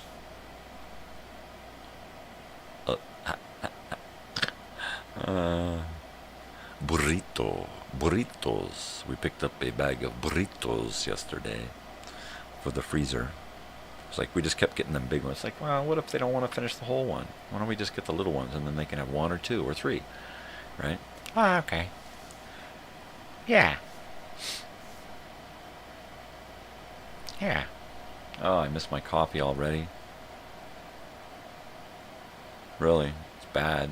It's bad, man. It's really bad. But what's even worse is I'm just tired. I'm so damn exhausted. All I want to do is just sit here and make videos, really. If I couldn't put them onto YouTube, I would still be sitting here at this point just making videos, and then I would probably be more likely to figure out how to get them onto a disc, onto some kind of playable media, right? DVD, the DVD collection of X-1, the DVD collection of my old-time radio show, you know, weekly, daily, you know, here's this day, here's this day, here's this day. 4 shows, 6 shows, 4 shows, 4 shows. Maybe just do the whole thing, you know, the radio shows and the movie and the TV thing all on one DVD, right? Would I be able to fit it all? Maybe. X-1 is usually the biggest radio show. The movies are usually the biggest files. But that's an idea. Because I've got everything on lists, the program guide and the upload log, which I have to update with my latest week that's been premiered this week, maybe even last week, and get all of that stuff onto my program guide and upload log. And then I could just go through and say, okay, this is what I uploaded on this day. Let's put that onto a disc, right? And then create episode, you know, here's this episode of what premiered that day, and here's the companion disc is the live stuff that I did that day, and any other original content that I uploaded, and put those on a 2-disc set. Here's this day, here's this day, here's this day, right? And then catalog them that way. That would be easier to pass down to my daughter. Here is your collection of family dad's weird stuff, you know. Because that's the main reason I'm doing this stuff, is so that I'm around when I'm not, right? When it's all over, all said and done, I'm kind of still around, right? That's it. That's all. That's all. No other reason than that. And that it's a lot of fun. And it's entertaining. And it leads me to a lot of other places, you know. Totally. There I get quiet again. I just got quiet again. Shh.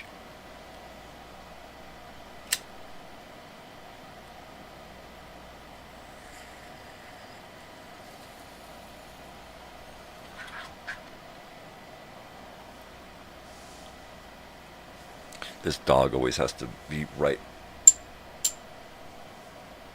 behind me when she's laying on the floor. I can't move my chair back because I'll roll right over her. So I have to look over my shoulder. And she's tucked right up underneath my chair. As many times as I've bumped into her and hurt her, she still won't get away from doing that. Gosh, that's loyalty. Yeah. Gosh, that's stupidity. I don't know what it is. It's probably a mixture of both. Yeah. Oh, man, look, it's almost time to go. That's great, because I got to take a leak, and I'm starving. I'm like starving Marvin, and my wife should be getting up any time, and I think we'll probably, if I can stay motivated, we'll probably watch a little TV and eat some breakfast, and she can have her coffee, and then I think past that, if I can stay motivated past that, we'll go to Home Depot and then go to the house and clean. And then maybe come back here and get back early enough that I can take a nap before the show this evening. Because I really can't do anything during the day out here because it's too hot. But if I can get a nap before the show for a couple of hours and then do the show and then have some dinner, by then I've got like an hour that I can use outside to do what I need to do, right? And then underneath the mobile, it's all flashlight work anyway, so it don't matter where the sun is. I'm working where the sun don't shine, baby. So that's not an issue. Yeah, baby. All right, well, I'm ready to MacGyver this thing and get it done, so hopefully I'll have the energy after this to just do it. Just fucking do it, man, and get it over with. It's time for another hitski. And then call it quitski. Close this show out. And then, man, get some breakfast and try to get my body to cooperate the rest of the day. That's all I can ask, right? Just cooperate, please.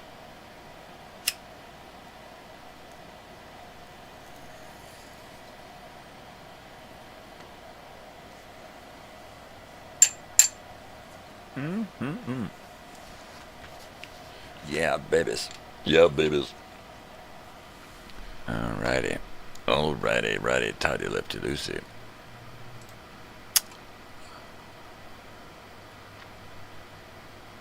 So let's see what's going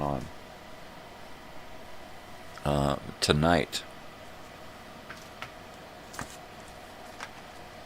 What is going on tonight on the old channel here?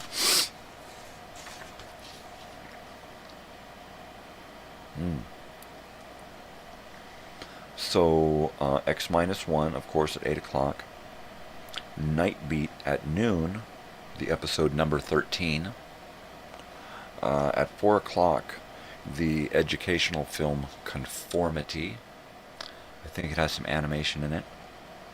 And then at 8 p.m. this evening, the educational film that's about an hour long called Nobody Ever Died of Old Age, and it's kind of a humorous, satirical look at aging in America. So that should be quite fun, so be sure to check that out. I've got a lot of stuff already uploaded and scheduled for next week.